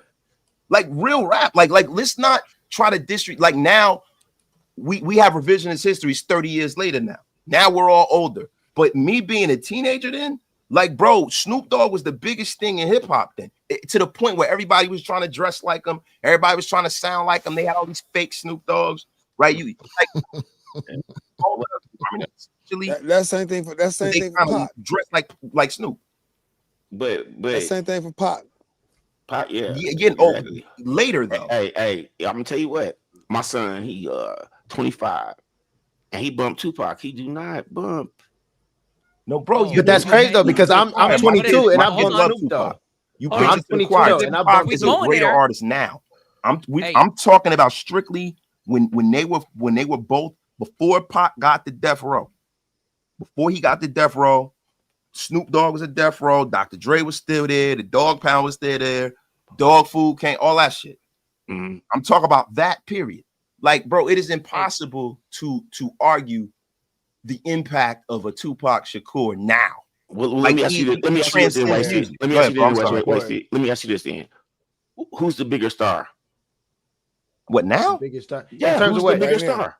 In terms of what? I mean, Tupac is dead. How can you posthumously say that? It's probably Tupac. Tupac is a legend, bro. I mean, Snoop is too, but Tupac now, yeah, of course, Tupac. Yeah, it's Tupac, bro. And that is the question. That's the subject matter. Is who is the bigger star right now? But look though, I'm death just does something though to numbers though. Everybody knows though that death does something to numbers. Like at the point that you die, your stuff becomes a limited commodity anyway. So like marketing wise, it's like of course your numbers are gonna jump. Of course, like and because of who Tupac was, yeah. But like at the same time, for Snoop to be who he is and still be relevant even to my generation, because my generation is very tapped in with Snoop Dogg. Even so that I remember the 30th anniversary of Doggy Style coming out when I was in high school. You know what I'm saying? And I remember bumping that. And I remember bumping that. You know what I'm saying? I remember bumping that. And I remember bumping that for like years to come. I remember like specific songs off it and was like thoroughly impressed. And that made me go back into Snoop Dogg as a person, everything. Not to mention how much he is on my TV, how much he has influenced the culture. And not to mention that this man literally is joining worlds right now. This thing, he on TV with Martha Stewart cooking. You know what I'm saying? He the only person who can go and legally smoke weed in the Olympics. And in the White He's House. the only person that can. The only way you can smoke weed in Dubai and not get arrested is if you go with Snoop Dogg. Crazy. Come on. So pretty much, that's crazy. So pretty much, if Tupac was still here, then he would landslide Snoop. I was just about we to don't say know the that. same We thing. don't know I was that. just about to say Tupac is dead. I don't even believe. I'm just asking. Wait a minute. I'm music just right now, asking. he's I'm still just here. asking to stimulate the conversation. If I'm just Tupac was here, Tupac they might could have gone the way of collaborate. 50 Cent. I was gonna say exactly. that. I was gonna be on that same note too. Yeah, entrepreneurial route. You know what I'm saying? Like he would have traversed into other ways in order to get his impact. Mike, I'm gonna pass it to you. I want to see what you say. Hey, I'm sorry, man.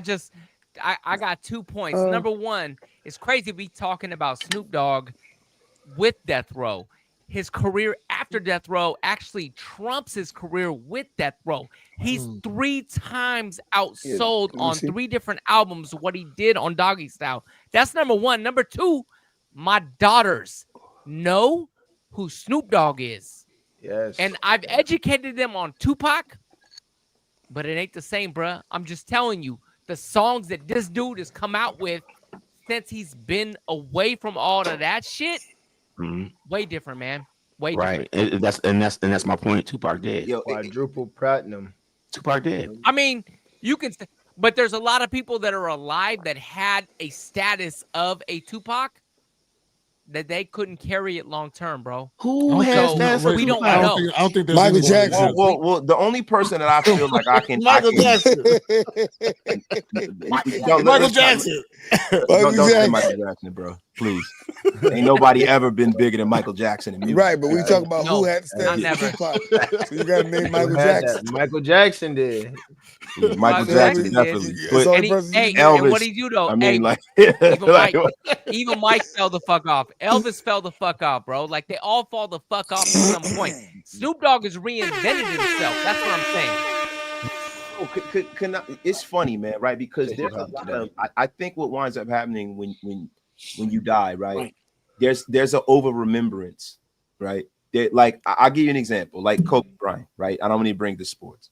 When Kobe Bryant was alive, a lot of people loved Kobe. People gave him his flowers, but not like how they do now.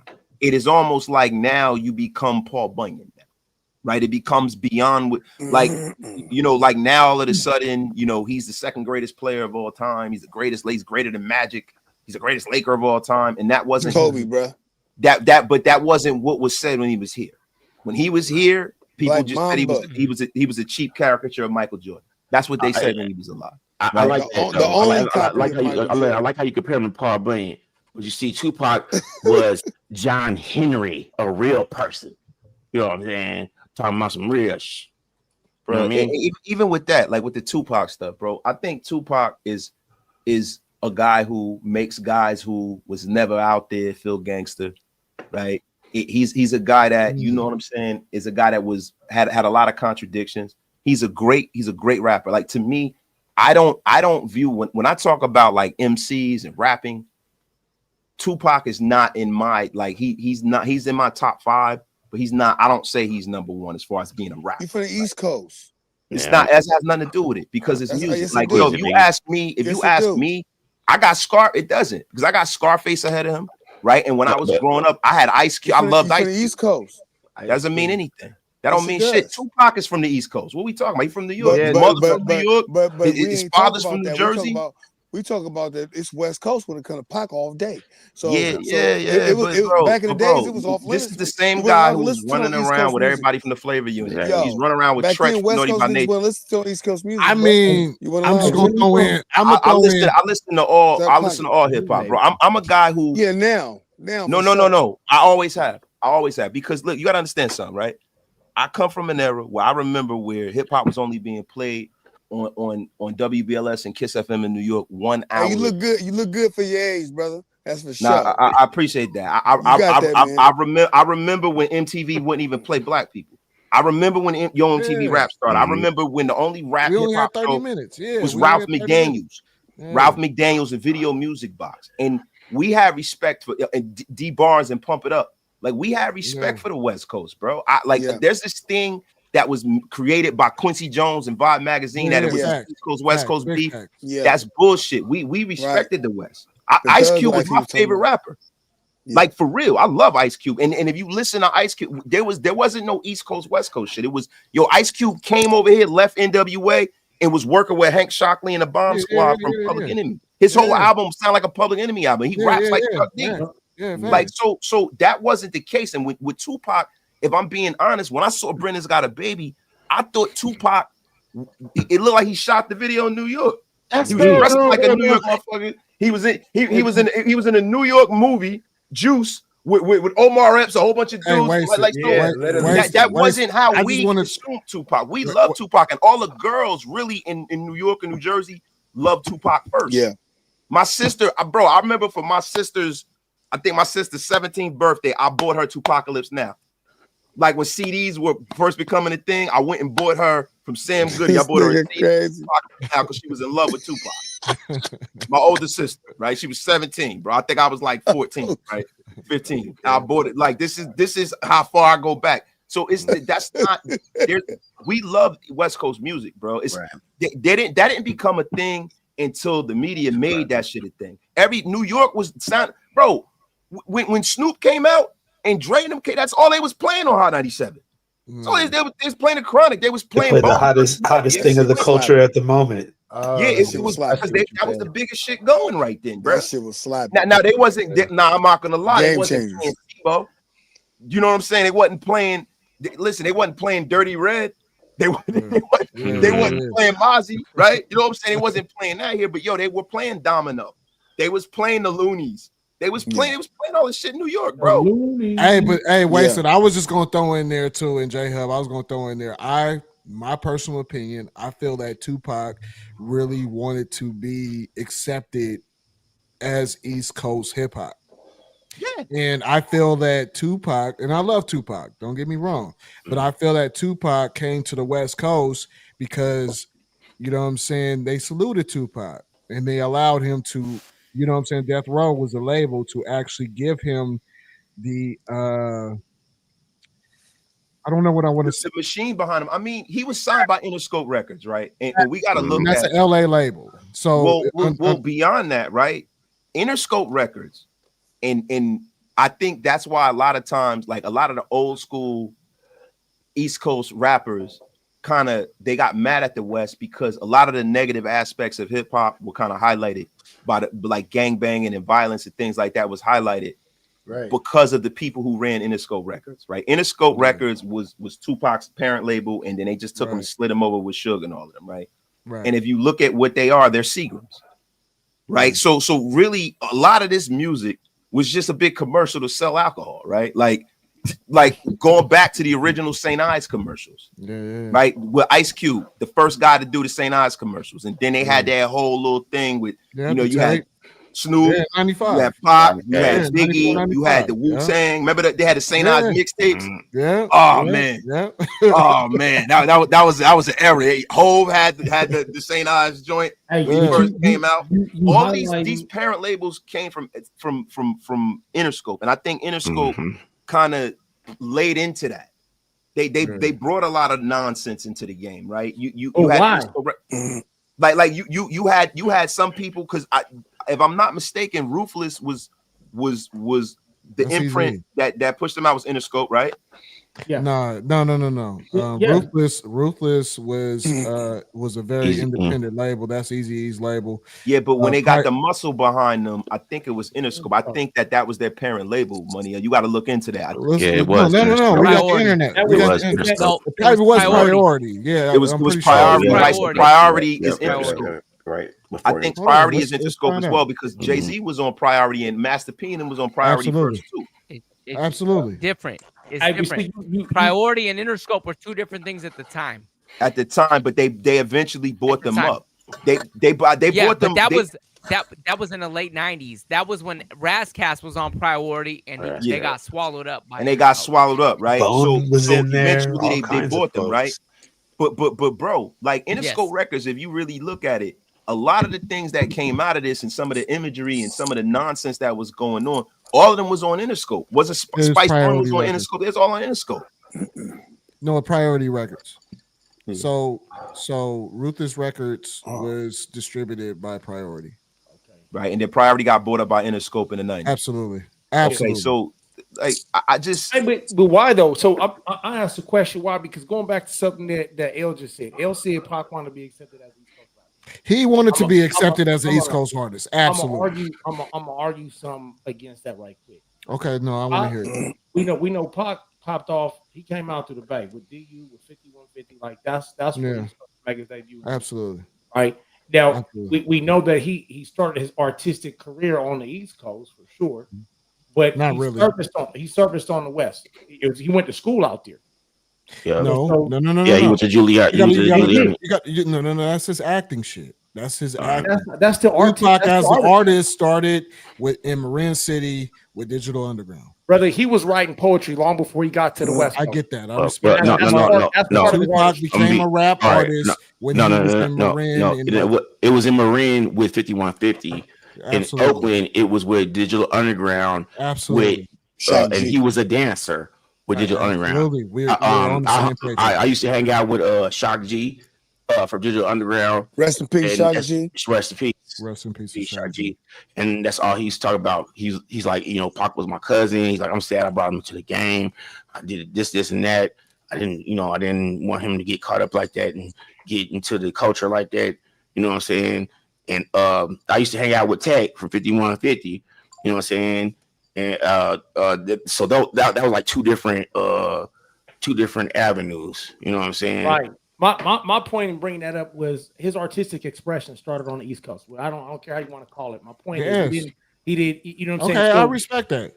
So when he came over, the argument that I'm placing with you, is that I think when he came out, it wasn't about East and West at that time. No, it wasn't that's not at what I'm all saying because either. everybody was giving homage to the East Coast because hip hop was so young at that point. Everybody wanted that everybody wanted to pop off in New York at that time. Thank you. It started in New York.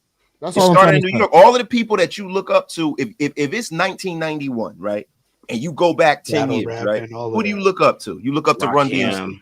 You look up to Slick Rick, Big Daddy Kane. You look up to Big Daddy Kane. You look up to LL. Like these are all New York artists, right? Tupac wanted that, and that's what he wanted. That was the culture. Did. There wasn't an East and there wasn't a West. There was no sides. There's no imaginary line when it came everybody to wanted that East Coast. There was Too Short. You know what I'm saying? You know what I mean? Like Too Short was there. Ice-T was there. You know what I'm saying? My point is the reason why I was saying that it was not necessarily to argue against you, but I wanted to highlight that because what I'm getting at is at one point the whole hip hop scene would have been unified. We wasn't tripping on, you from the East or the West or whatever. Well, it might have just been 50 C's. You got to understand it from the thing about it is that the game transitioned because hip hop was so happy. Hip hop was a culture. Right, that's what we forget.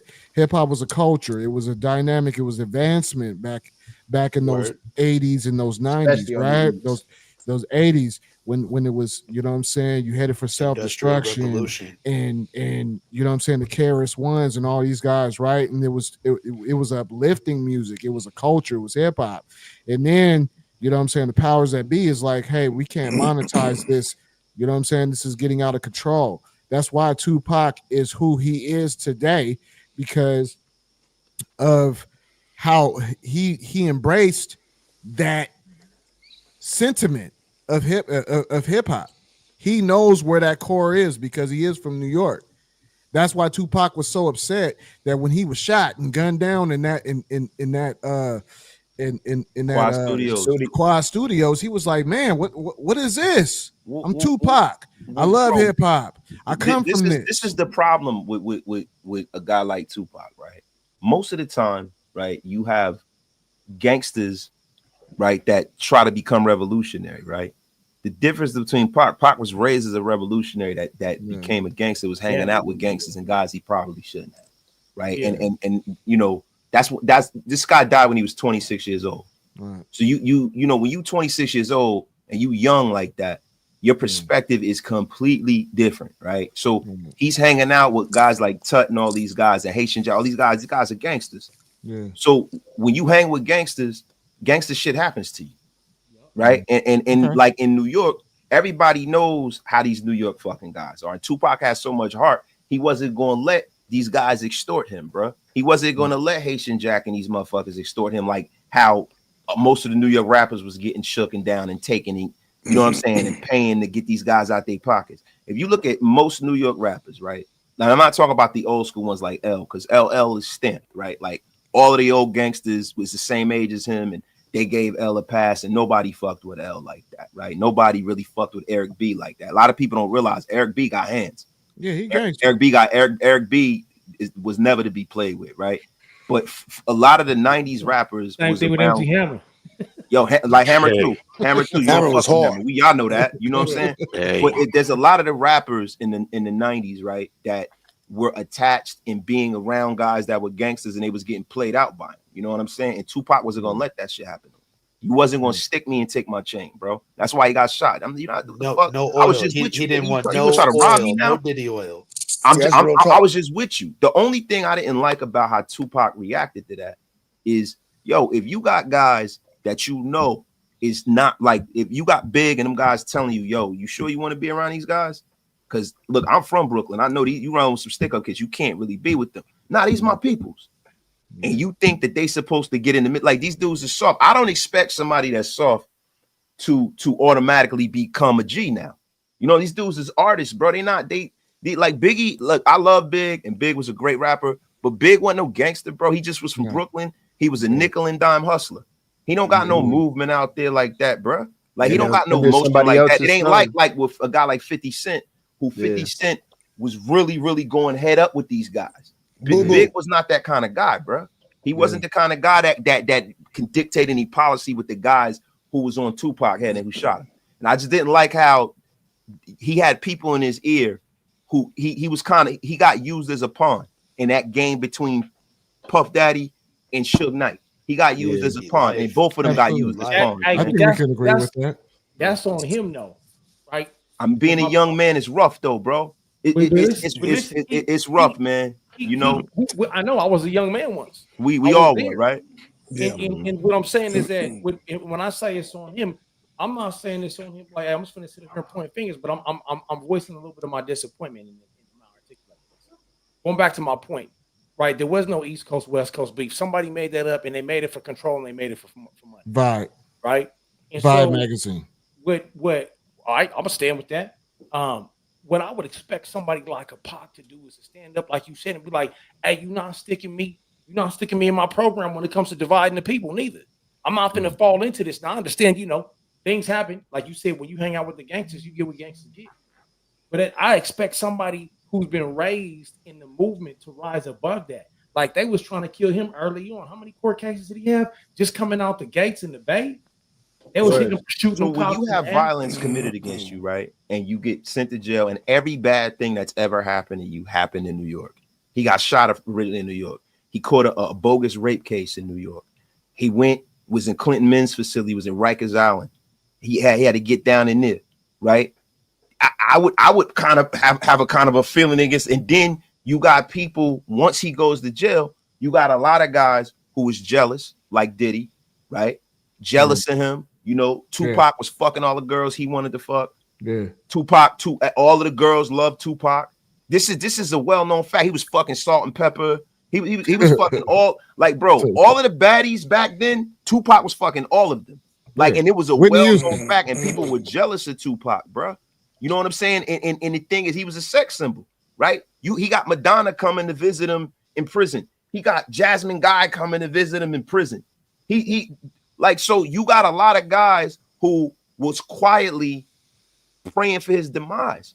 So it kind of makes you, and it wasn't a whole lot of New York rappers that made a difference. It was a shitload of rappers. There was a lot of underground guys, but it was only a couple that mattered. And it just so happens that the ones that mattered, he kind of had a little bit of a problem with. And then you couple that with hip hop being taken away, right? Hip hop was the last vestige. Hip hop was essentially initially was almost like the civil rights movement when it first started. It was positivity. It was getting everybody together. That's what it was supposed to be about, right? And you had gatekeepers. You had guys like Russell Simmons, and you know what I'm saying. That's why guys like Tupac would have to leave New York, because Russell Simmons is the same guy who was so coked up he didn't sign Nas. He told Nas he sounded too much like G-Rap. He didn't sign Jay-Z. Like you know what I'm saying? Like he. In terms of Tupac, though, like how? So what you're saying, because all these things happened to him in New York. Now let's keep in mind some things happened to him in the Bay because he wasn't big. People don't hear about it. Like the gunfight that he got into with him and his bodyguards, where they smoked a little boy on accident. Yeah. But like that was, I mean, rounds flew in the Bay too. That doesn't give, in my mind, doesn't give him a pass to say I'm gonna go ahead and I'm gonna use what I have to sway a whole side because of the division that it creates. But see, this is the thing, right? So you're in jail. You've never been in jail your whole life. You don't have a dime. You find out that you selling all these records. You done sold 3 million records. You done sold 4 million records, right? From jail. You don't have a goddamn penny. Yeah. You're in jail in New York, right? And you're trying to get out. And then you got the devil incarnate comes and bails you out, right? And you would probably do anything. Come with me. It said, come with me. Yeah. To get out of that situation. This guy's 24, 25 years old, right? So I don't totally blame Tupac. And plus, listen, bro, the Machine, Interscope Records, all of these major labels, they needed to do that. They essentially in the mid-90s came into hip hop and took all the variety out of hip hop. You had gangster rappers, right? And you had people that told cautionary tales, right? But it was told from that prism. Most of the shit that Tupac rapped about when he was young, Strictly for My Niggas and all that stuff, it was cautionary tales. It was still, even though it was gangster, it was still revolutionary, right? It was still revolutionary. They took that away. They took that out of music in general, bro. I believe, like Busy Bone was talking about when they had a meeting with all of the big acts in hip hop, and they kind of wanted to take the positivity out of hip hop. Crazy, Wasted. I think it's crazy. Yeah. I think I believe that shit, bro. Because if you look at it, there was no more De La Soul no more. There was no more Trial Called Quest. There was no more hieroglyphics. There was no more that balance. They got rid of that. They got rid of that, bro. It was all gangster shit. It was all drug dealers, right? So then you got a generation of guys like me who grew up listening to guys who was all and even guys like Jay-Z. I think Jay-Z is and I was a big Hov fan, right? Jay-Z was very destructive for hip hop because one, he took the artistry out of it, right? Because he tells everybody that he don't write. Maybe some of you motherfuckers need to write your rhymes down because y'all are whack, right? Then he made everybody want to be a hustler. He brought him and Diddy brought the materialistic nonsense, like just too much of it. Like I'm like hip hop in New York because we materialistic over here, right? Money Ella tell you, bro, you'll never see me with the same pair of sneakers on. Ain't that the culture? Cash money. That's the culture, but the thing is, it was realistic. They created though. Yeah. It was realistic. Like Jay-Z telling people, yo, if you ain't got manicures on board to switch a plane in 1995, you got TVs and Lexuses. Nobody had that. They drinking Cristal. They rented a boat and shot a video by themselves. They playing Monopoly with real money. Nobody was doing this shit.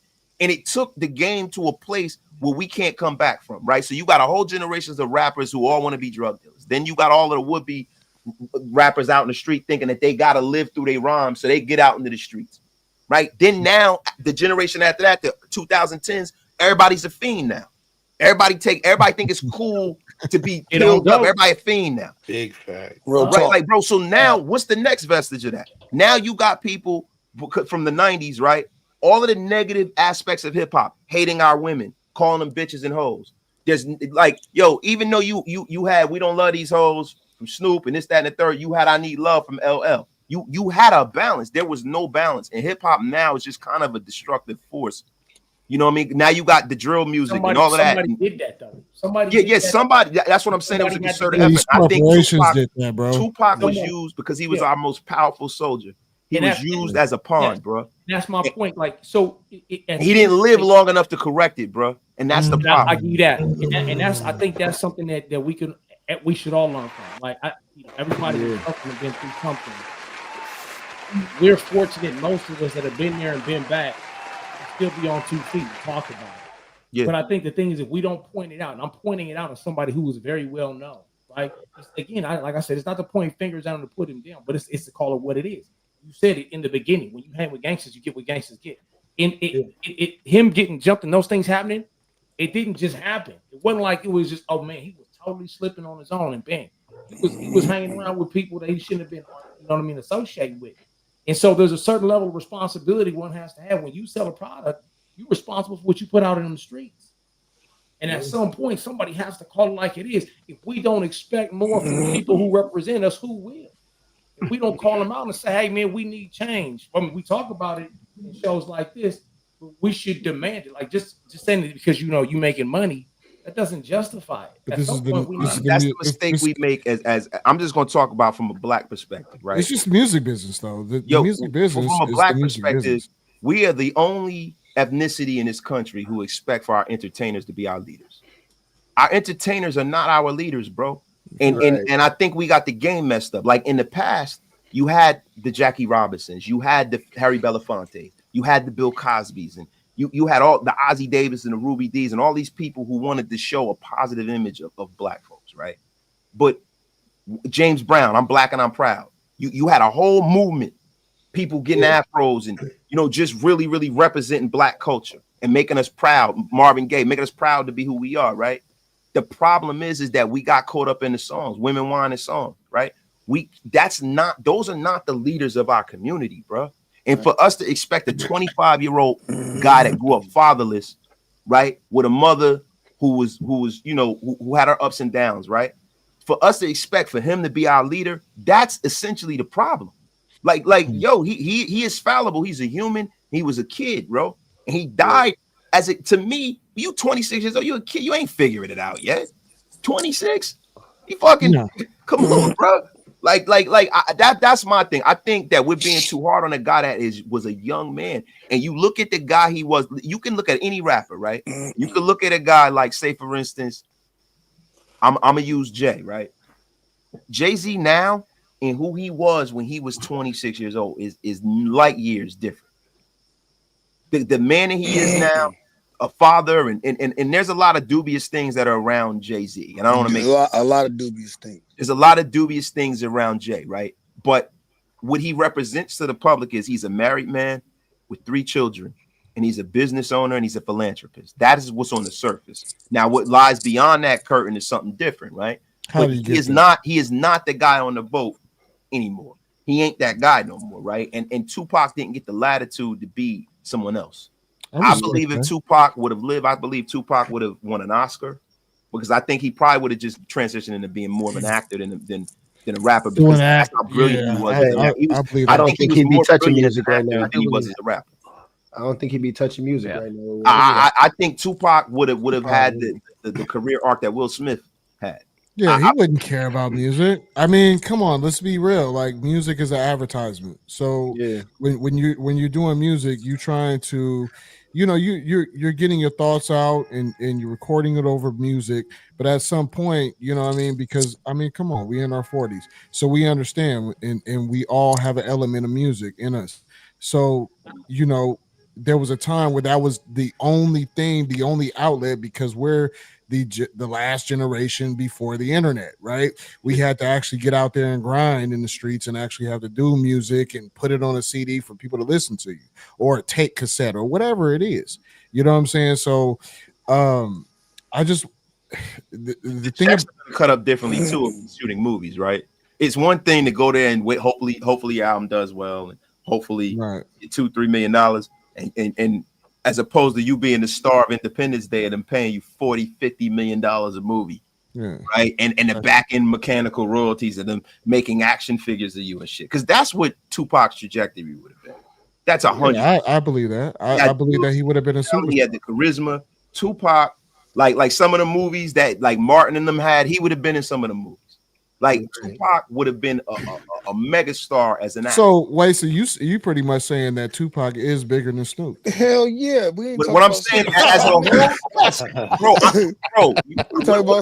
from the beginning. What I said was in the 90s, Snoop Dogg was bigger than him. But as it's going on, because of Tupac's death and because of who he was, he became bigger, right? But what you got to give, as currently constituted, living, the most famous rapper in the world is Snoop Dogg. Yeah, of course. He comes with a style. Hey, so you negative. Everybody wanted to smoke. Everybody wanted to be like him. I mean, my man even does stuff in the community. He built a whole football team and got kids off the street. Nobody talk about that. So I mean, Snoop is definitely prevalent in our community. Yeah. There's no argument against his community impact, but so there's something you said a minute ago. You said about actors or artists being leaders. I would agree with you. They shouldn't be, but the fact of the matter is, we know that leadership is the ability to influence other people. Now we can say that it should not be that way. We can say there's a lot of things that should not be, but the fact of the matter is, our artists have an ability to influence a lot of people. Look at our community. And tell me it's not influenced by the music and by the videos that we put out there. Yeah. So you tell me one artist, right, that when it all comes down to it, that like or just music, when has it ever had a positive influence on us as a people? You cannot look at music. When has music had a positive influence? When? Let's go back to the Negro spirituals. Yo, in the 60s and the 70s, right? Commercial music. You got comments. You got people like Black Dots, but it's just not advertised. It's not glorified. But jazz, from Chicago, from jazz, right? It's the first art form that was created in America. From jazz, right? My dude with the 3 on his head from Chicago. What's his name? Who? Dude with the 3 on his head from Chicago. What's his name? Chance the Rapper. Chance. What about him? That's not a positive. That he was a positive rapper, but that didn't have an influence on like our culture as a whole. Like, bro, Mike, I'm sorry, bro. I didn't. No, you all good, bro. I mean, you answer my question, because I was going to ask, are we talking about us individually or as a culture? Just period, right? Like I'm talking about black folks, as hip a hop. culture, I get that. As a culture, I So get we that. But can't. We are the only community. You don't see other communities that are looking to artists to lead them out of their problems. Like that's the problem, and that's something that the Honorable Elijah Muhammad always spoke of. That's something that Muhammad Ali spoke of. Muhammad Ali. It's not asking an artist to lead us. It's asking people to understand. If you look right here, Proverbs 18, the death and life are in the power of the tongue, and those who love it shall eat of its fruit. As an artist, you open your mouth and you say things that a lot of people will hear. Now, we're not looking for you to lead us out of a hole, because that's our bad if we're doing that. What we're saying is one should be responsible for the level of influence they have. Don't sit up here and sell something. Responsible when you're not in control. You're not in control. Are you in control when you got a boss? You are totally in control of yourself. Yo, like, the only thing is that are you heard? In the military, and people always sit there talking about, oh, we're brainwashed. No, we're not. When I'm given an order, I will decide whether or not I will execute that order based on the standards I'm given. Bro, they have submitted I'm not on a macro level, right? That's in a conflicted situation. That's in a conflicted situation, an austere environment, and I still make those decisions. So when you're sitting here in these United States of America, you can't tell me somebody else is pulling your strings, bro. Somebody's deaf. Like, bro, whenever there's an artist that comes out that disseminates a message that is ulterior from what the machine wants them, they get destroyed. They get destroyed anytime, bro. They make you look crazy. They ostracize you. They put you off into a corner. For whomever that you have thought as an artist who was a revolutionary, right? I'll give you an example. A guy like Kanye West, right? Initially, everybody thought he had this great message until the message went left. When the message went left, they turned his mic off and they moved on. And that's what happens, bro. When you go a certain direction that they don't want, right? Because these people, no matter who Tupac is, how powerful he is, right? If Interscope Records doesn't like the message he's putting out, they're not printing that album up. They're not putting any money behind his video. He don't own no TV stations. That's what happens when you don't control the system, bro. If you're not on board with what they want, they will get your ass up out of there, bro. I'm gonna tell you right, even as powerful as Michael Jackson was, look at what happened when Michael Jackson started speaking out against Tommy Mottola and Sony Records. Look at what started happening to Prince when Prince sued Warner Brothers. You're saying that the artist is totally powerless over what comes out of their mouth. They have no control. What happens is they're not powerless over that, but they're powerless over how many people consume that when you don't own the medium that people are consuming it. Like, yo, if Interscope Records, if you can make the most realest hip hop song in the world, right? And guess what? When it gets to that A&R and the president of the label, and they say we're not touching this, we're not releasing this, done. We're not playing this on our radio stations because we own all the radio stations. Because after President Clinton broke everything up to where these conglomerates own all the radio stations, you remember when you could only own one radio station on one frequency and another on another, and you didn't have these big companies like Clear Channel that owns every radio station in the country. Where me and Moneyel and Graffinum was riding up and down the East Coast, right, in the morning, and every morning, what do you hear up and down the East Coast? The Breakfast Club. I can ride out to California. The Breakfast Club's going to be on because it wasn't that way back in the day. Now, if they decide that they don't want you to say something or they don't want you around or they want to shelve you, that is it. Like, let's be for real here, bro. No, that's true. I mean, when it comes to the radio, when it comes to the radio, music, all of this, right? And we're talking about back then when you didn't have the internet. But what's Go ahead, bro. I'm sorry, man. Go ahead, Mike. Go ahead, Mike. Okay. Back to my original point, though, because I was actually in the middle of making a point, but we kind of got off on a tangent a little bit. Sorry.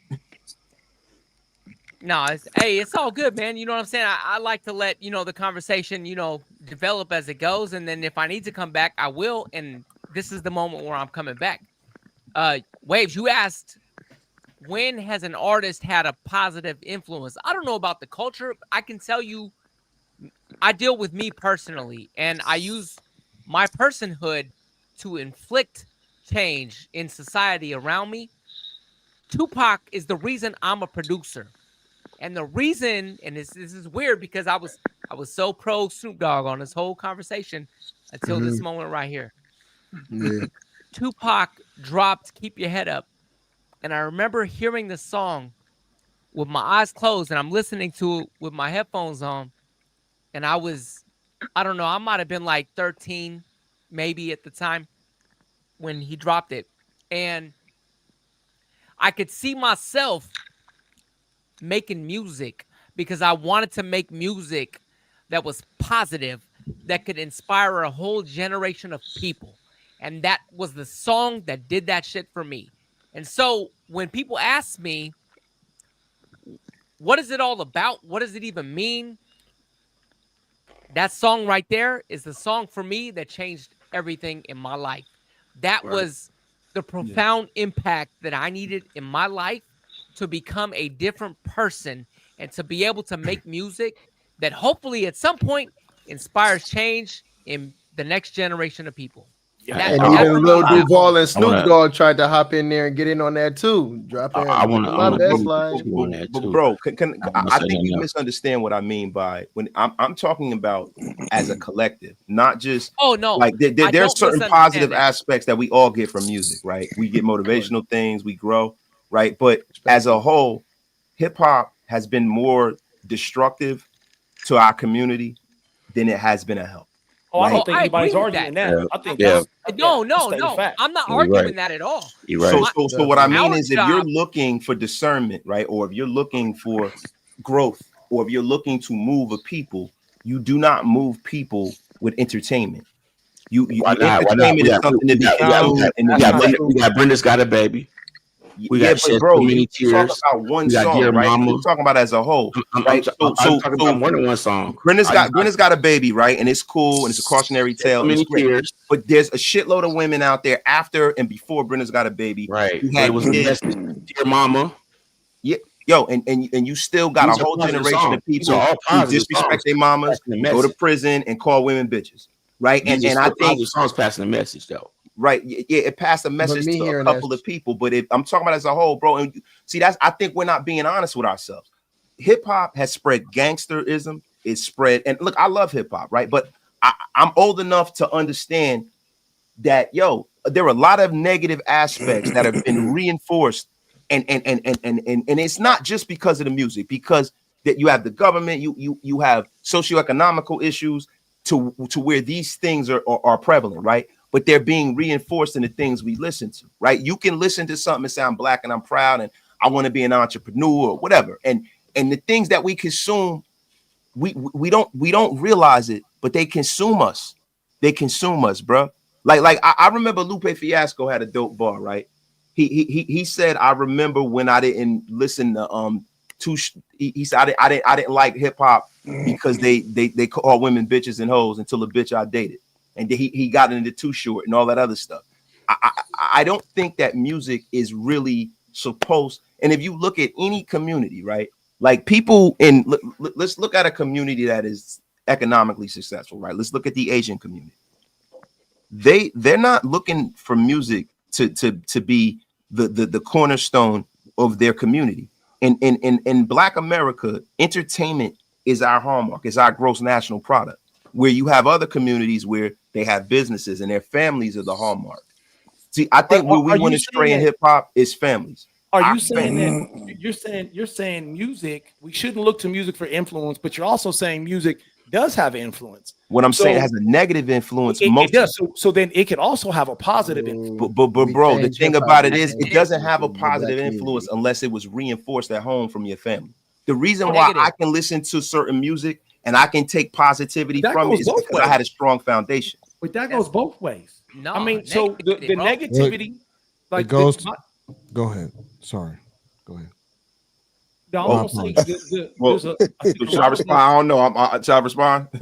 No, I mean, bro, look, the problem, the music. If we're looking for music to save us, that's a problem. No. I think that's a far reach. Right, saying that holding a person responsible for what comes out of their mouth and then saying they're going to save me is two separate things. I can hold a grown man responsible for what comes out of his mouth, regardless of his excuse.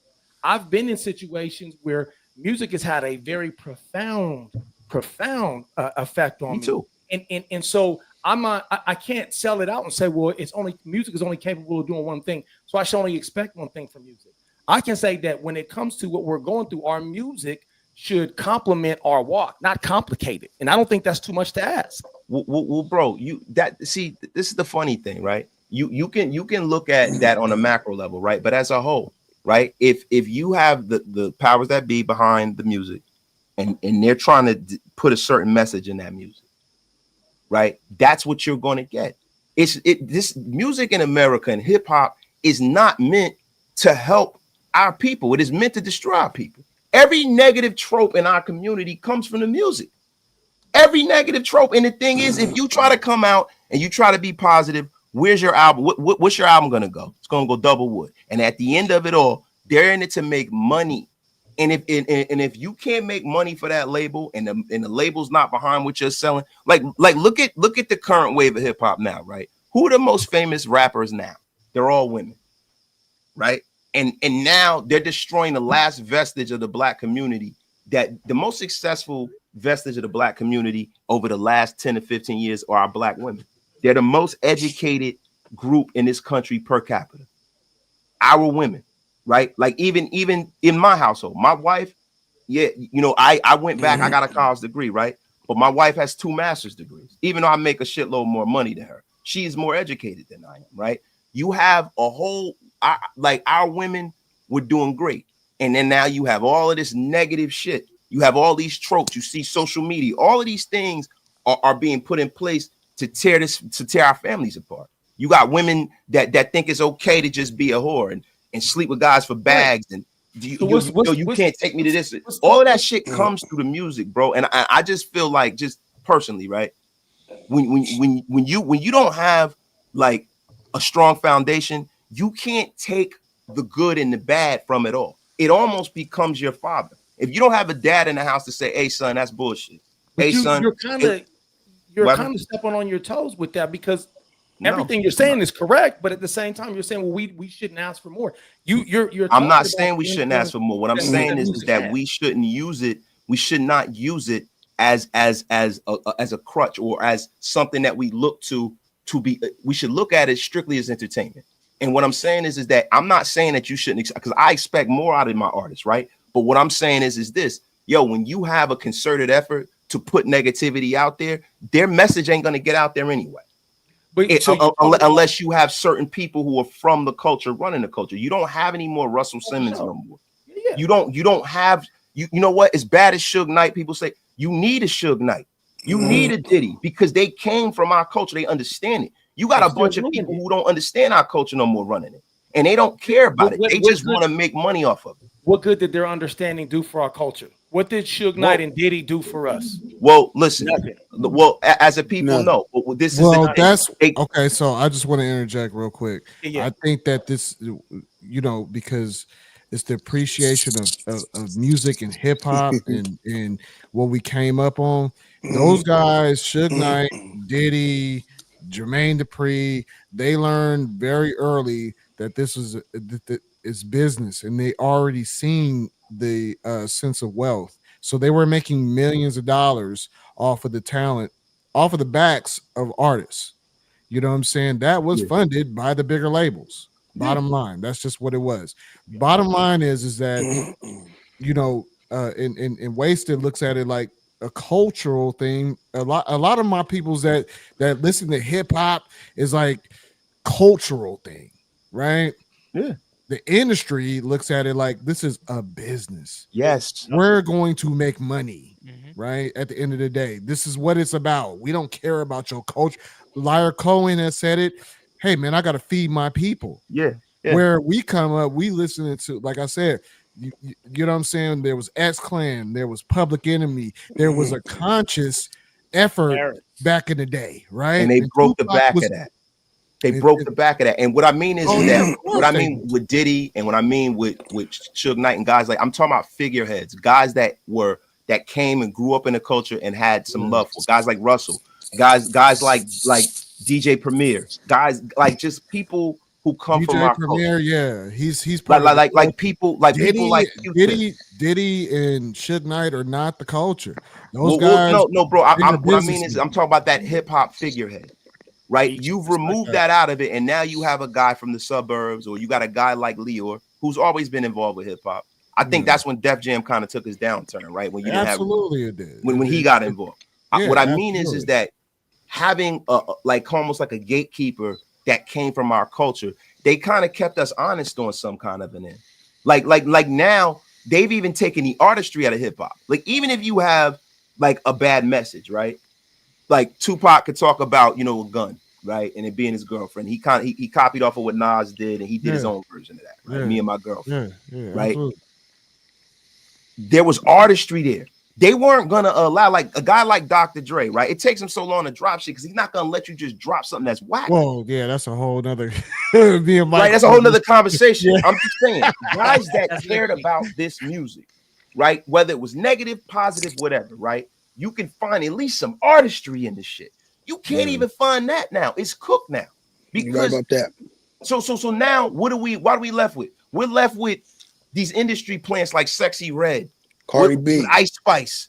Oh, we're left. This is what we're left with. Megan Thee Stallion. Meg Thee Stallion, bro. This is what we left with, bro. And now it's all negative, right? So for me, if you don't have a strong foundation, you're gonna be totally mesmerized by this shit. It's not like us. Like we said, we was the last ones to get an ass whipped, right? So we can listen to Tupac, right? And we can listen to Brenda's Got a Baby and take something from that and grow from it.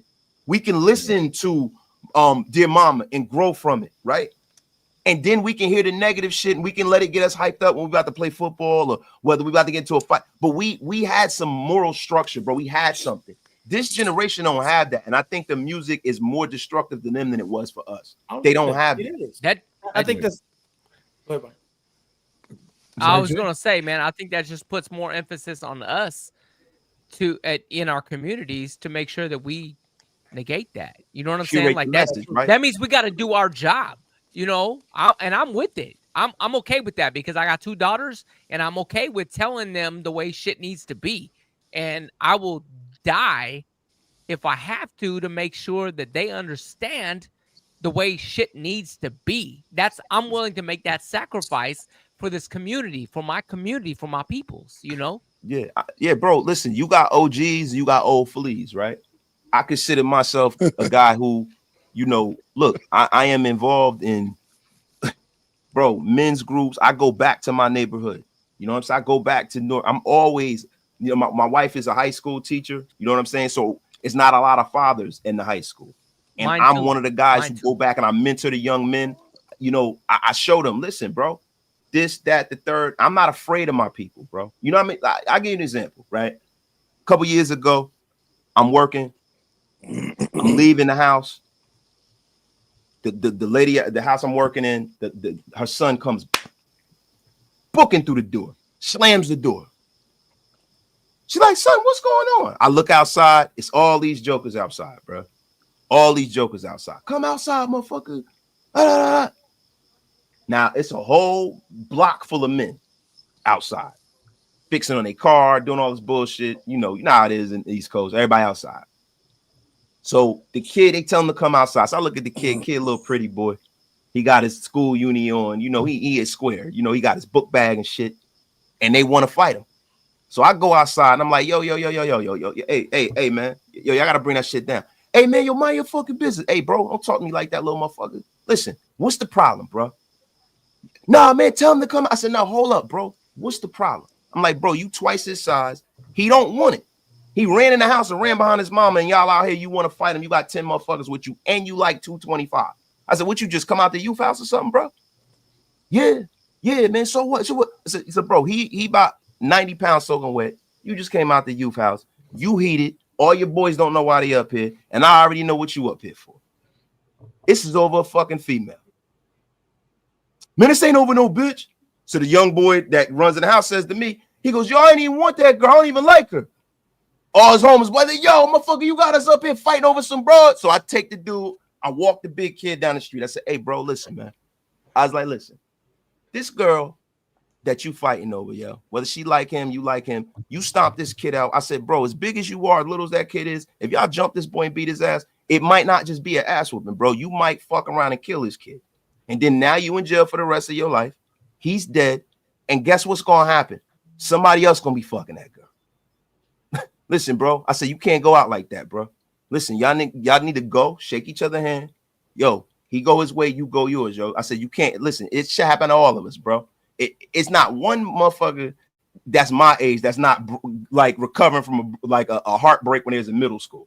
You know what I'm saying? We all had it happen to us, bro. I said, bro, but listen, the thing was they all respected me, and bro, they see me all the time. They come up to me, and it's a lot of shit that happens around my old neighborhood. Well, I'm not afraid of the young boys, bro. A lot of jokers are afraid of these young gangbangers. I'm not, because I was them. I'm not afraid of them.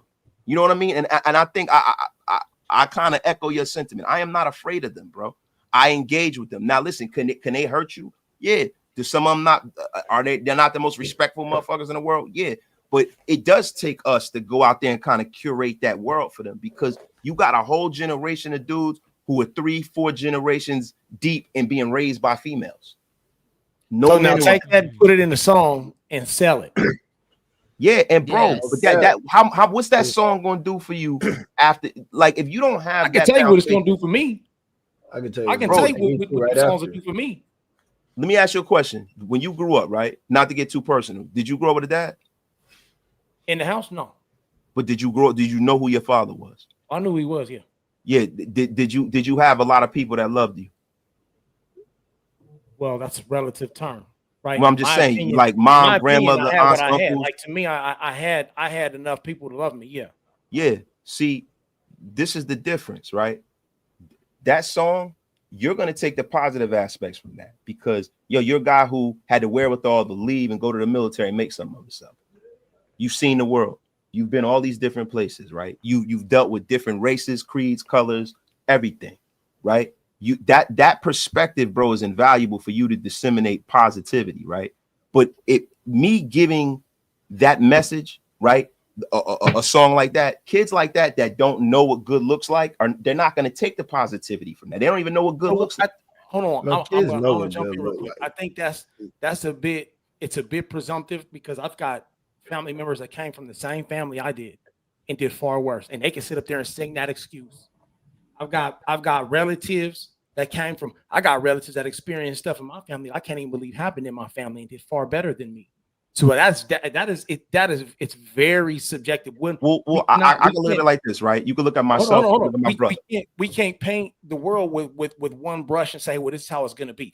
If we provide the tools, what somebody chooses to do with it is outside of our hands, but we know the tools are provided. We can't say I'm not going to provide the tool, because I don't think everybody is going to receive it the same.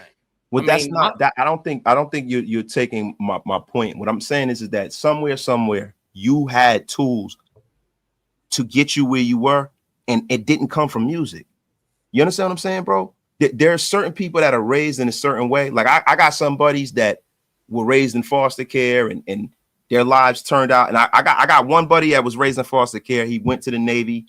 He had a whole bunch of kids, right? Because he knew my dad. He saw my dad, and my dad told him, listen, he was like, I don't got no family. Don't nobody love me. My father said, yo, you a young man. He said, make your own family. He took my father's advice, right? And I'm not saying it was just because of my dad, but he went, he got married, he got like 6 or 7 kids, went to the Navy, retired from the Navy, sheriff, did great for himself, right? And you have other people who didn't have that positive influence to give them that foundation. I think, and I'm not just broad brushing this, I think people who are able to take positivity from things, right, need to have someone in their life, have certain experience that can show them what good looks like, bro. And you got a whole generation of kids who are broken, right? And there's guys like myself and you and all of you guys up here are becoming less and less and less and less, bro. There were more guys that were like kind of more stand-up-ish, I think, when we were coming up. Guys that came. We have to multiply.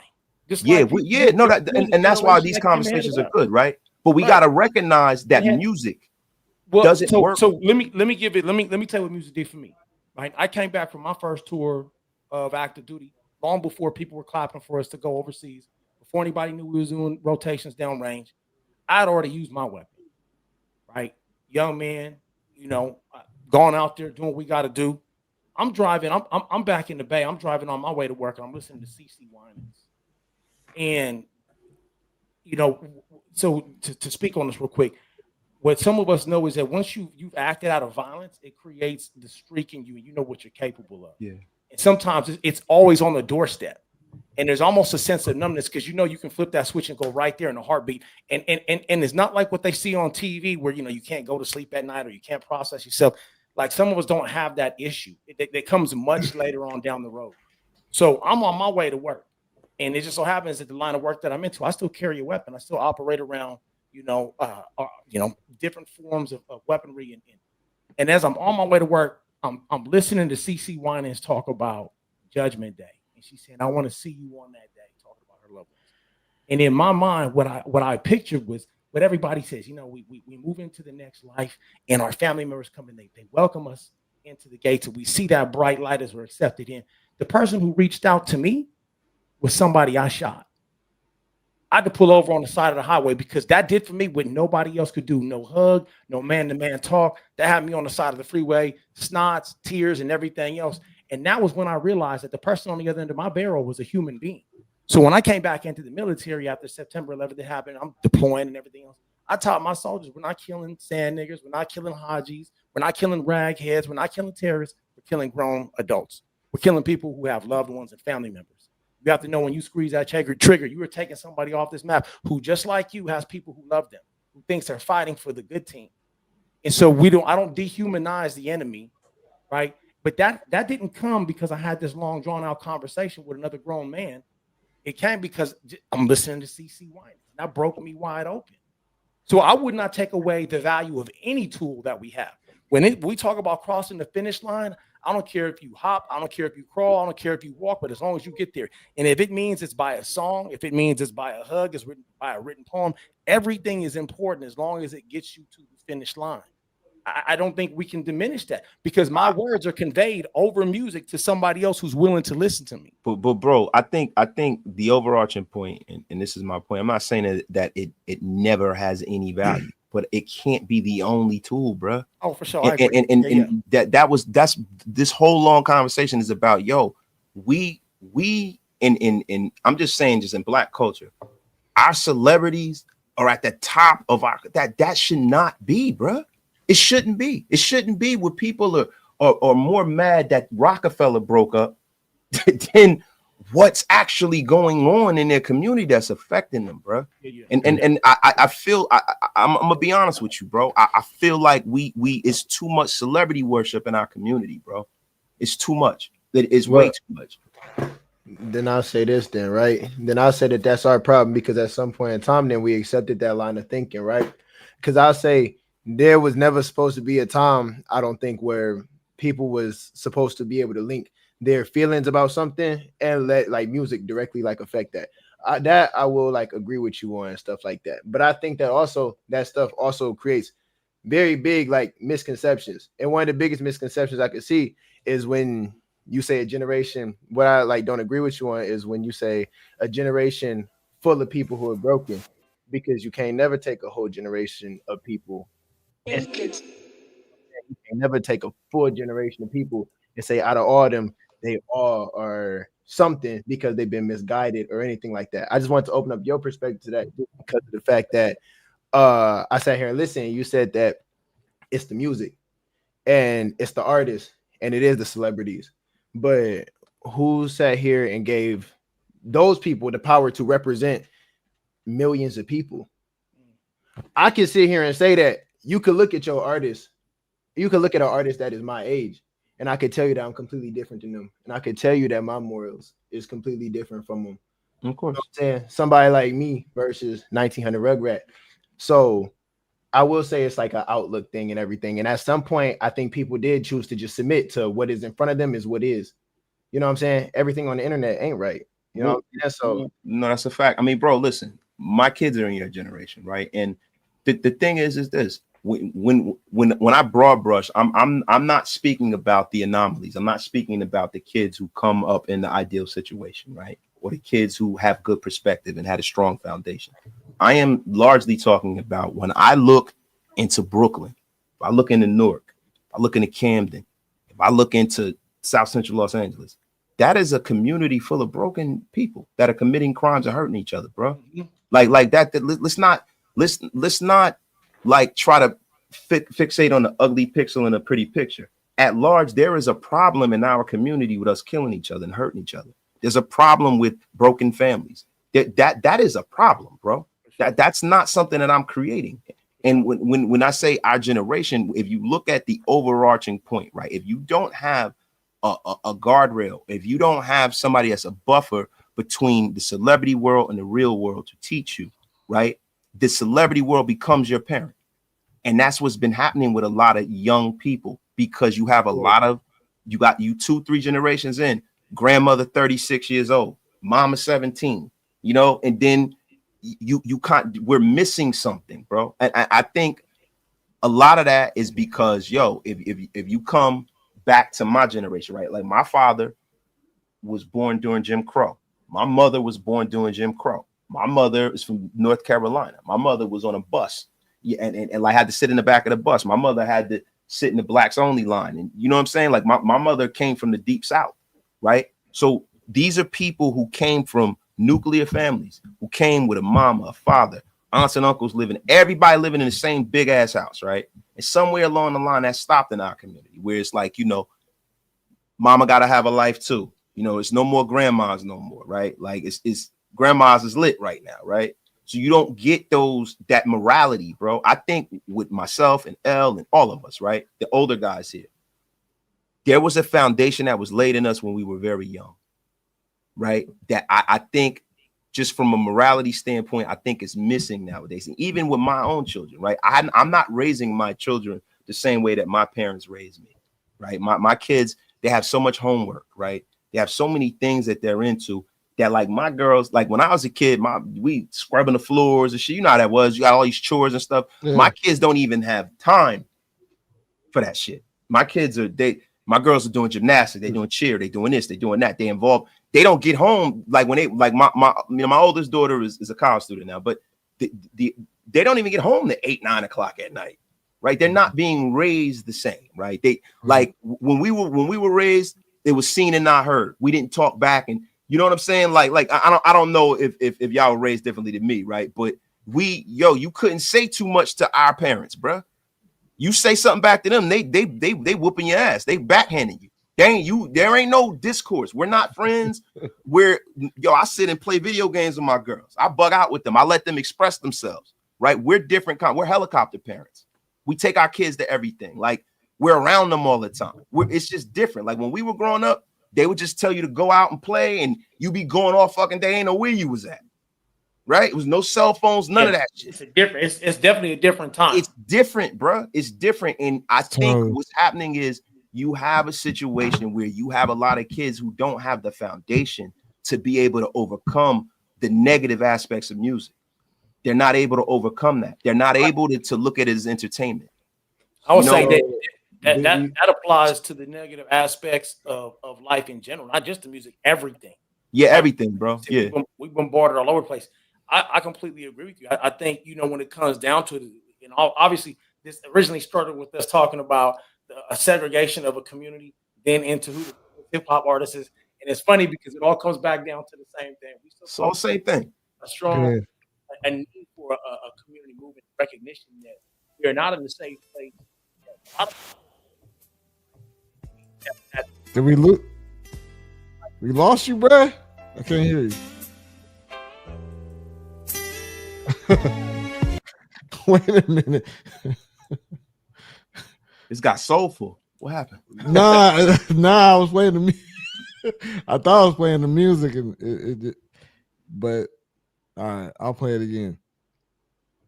Hey, Too Breezy, you there? Yeah, I'm in. I don't know what happened. Okay, I don't know what happened either, bro. The Russians came through, bro. But it's crazy though because I can't even control the volume or nothing. Usually, I'm able to control the volume.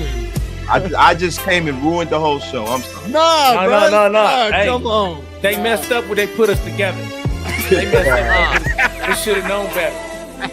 They should have brought you in on one of my days off. They messed up.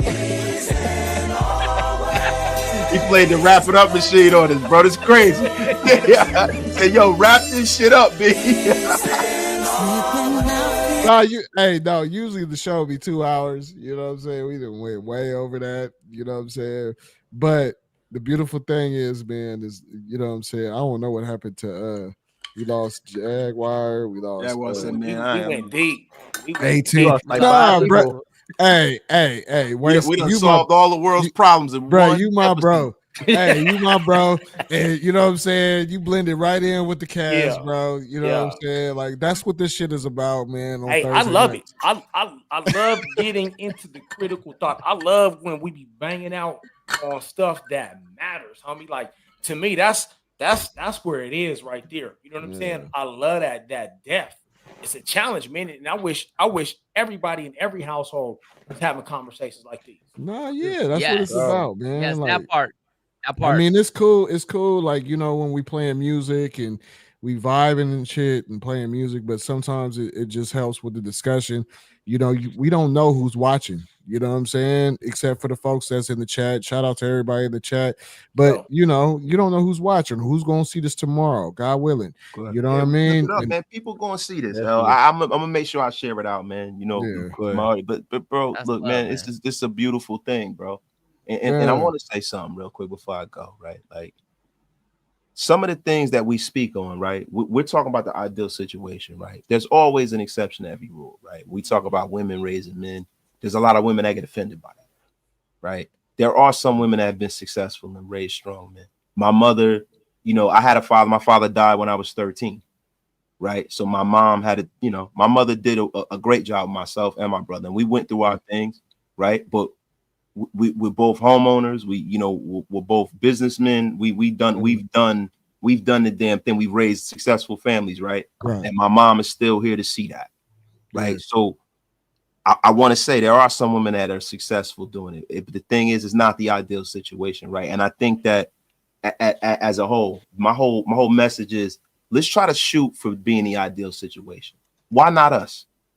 Why not us, right? Like why not fall in love with your woman, have children, and raise them together? Right. You know what I'm saying? Why not strive to go from being a guy who loves hip hop and loves street music and loves our culture, right? And try to bring the heart and bring the spirituality back into it. What's wrong with being spiritual? What's wrong with loving God? What's wrong with being positive? What's wrong with not doing drugs? There's nothing wrong with that, bro. And a lot of times they make you feel like it's something wrong. It's nothing wrong with doing the right thing, bro. Like, and that's really one of the things that, listen, and look, we all fall short of glory. I'm not perfect. I cuss too much sometimes.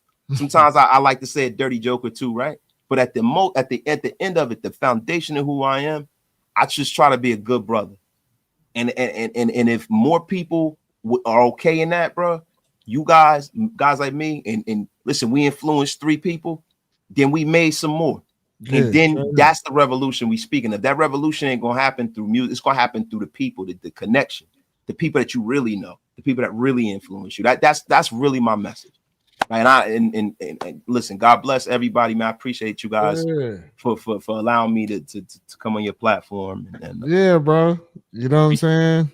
You doing your thing, bro. And you know, that's the thing that you know, and that's what I wanted to bring to the table for the guys, man. Is that you know what I'm saying? You are successful with what you're doing with your content creation, you know, and I'll make sure that I leave a link, you know what I'm saying, so that people can subscribe to you.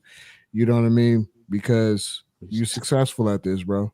And it was a hobby, it was a labor of love that has become something that I never expected. Yeah. It was just something that, you know, I never had the time, bro. Like the kind of job that I have, and you know, all of the, you know, I own a couple properties and I have a lot going on, right? Right.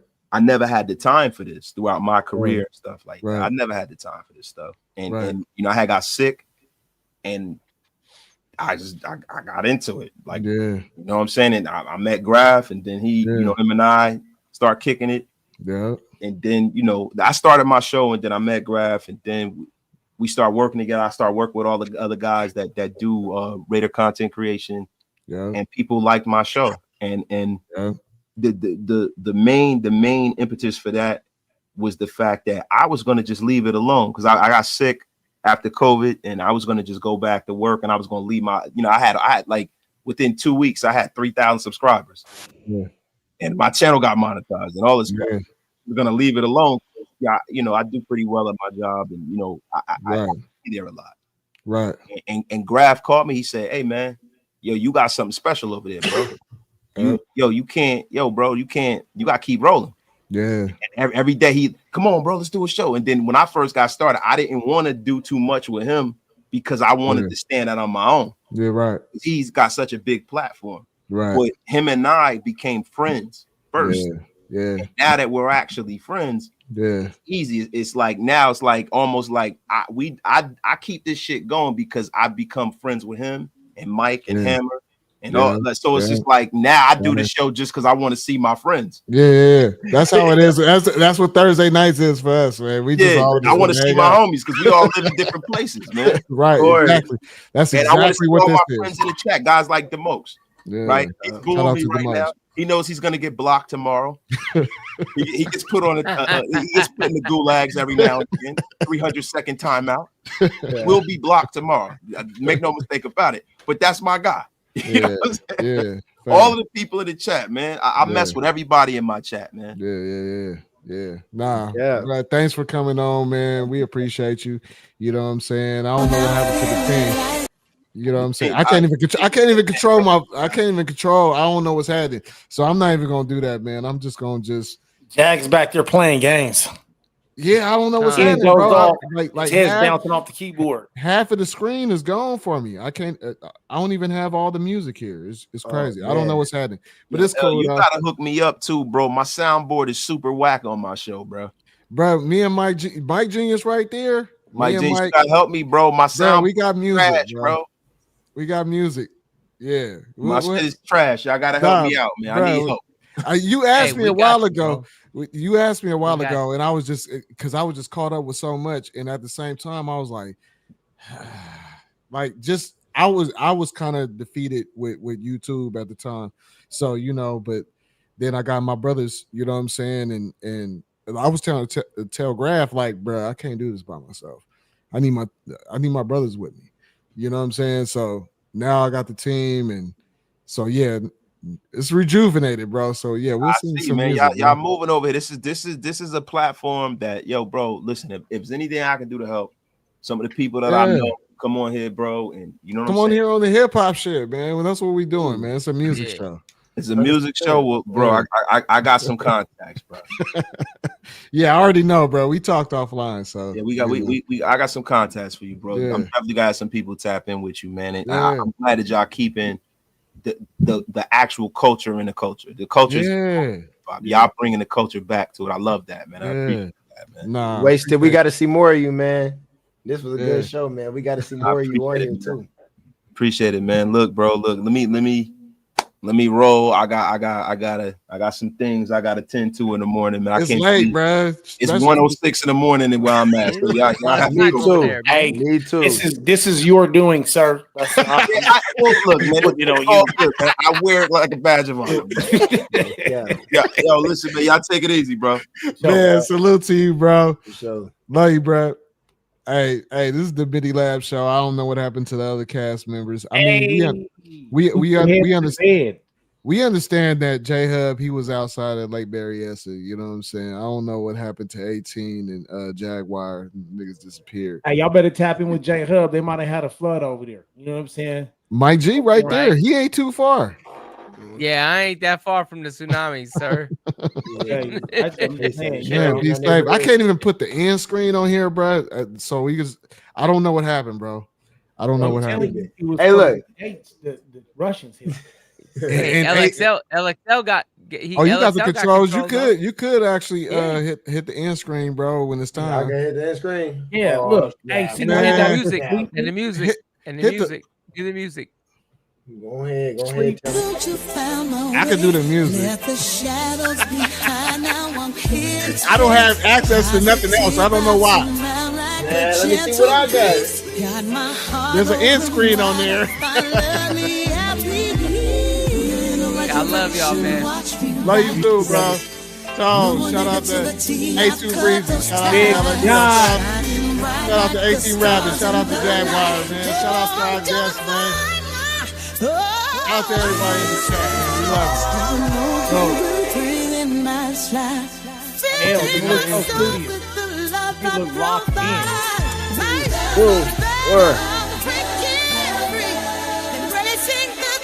I did it. Y'all can believe in me. There you go. Rising higher with energy. Every step I take, there's a brand new day. I'm shining. Nah, somebody messing with me, bro. Bruh, put it I on did loop. it. Put it on I loop. did it. Going into the tea, I cut those ties, shining bright like the stars in the night. Oh, I'm just Ooh, you caught me slipping. Oh, I did it. This time it's really over. Dang. Is it though?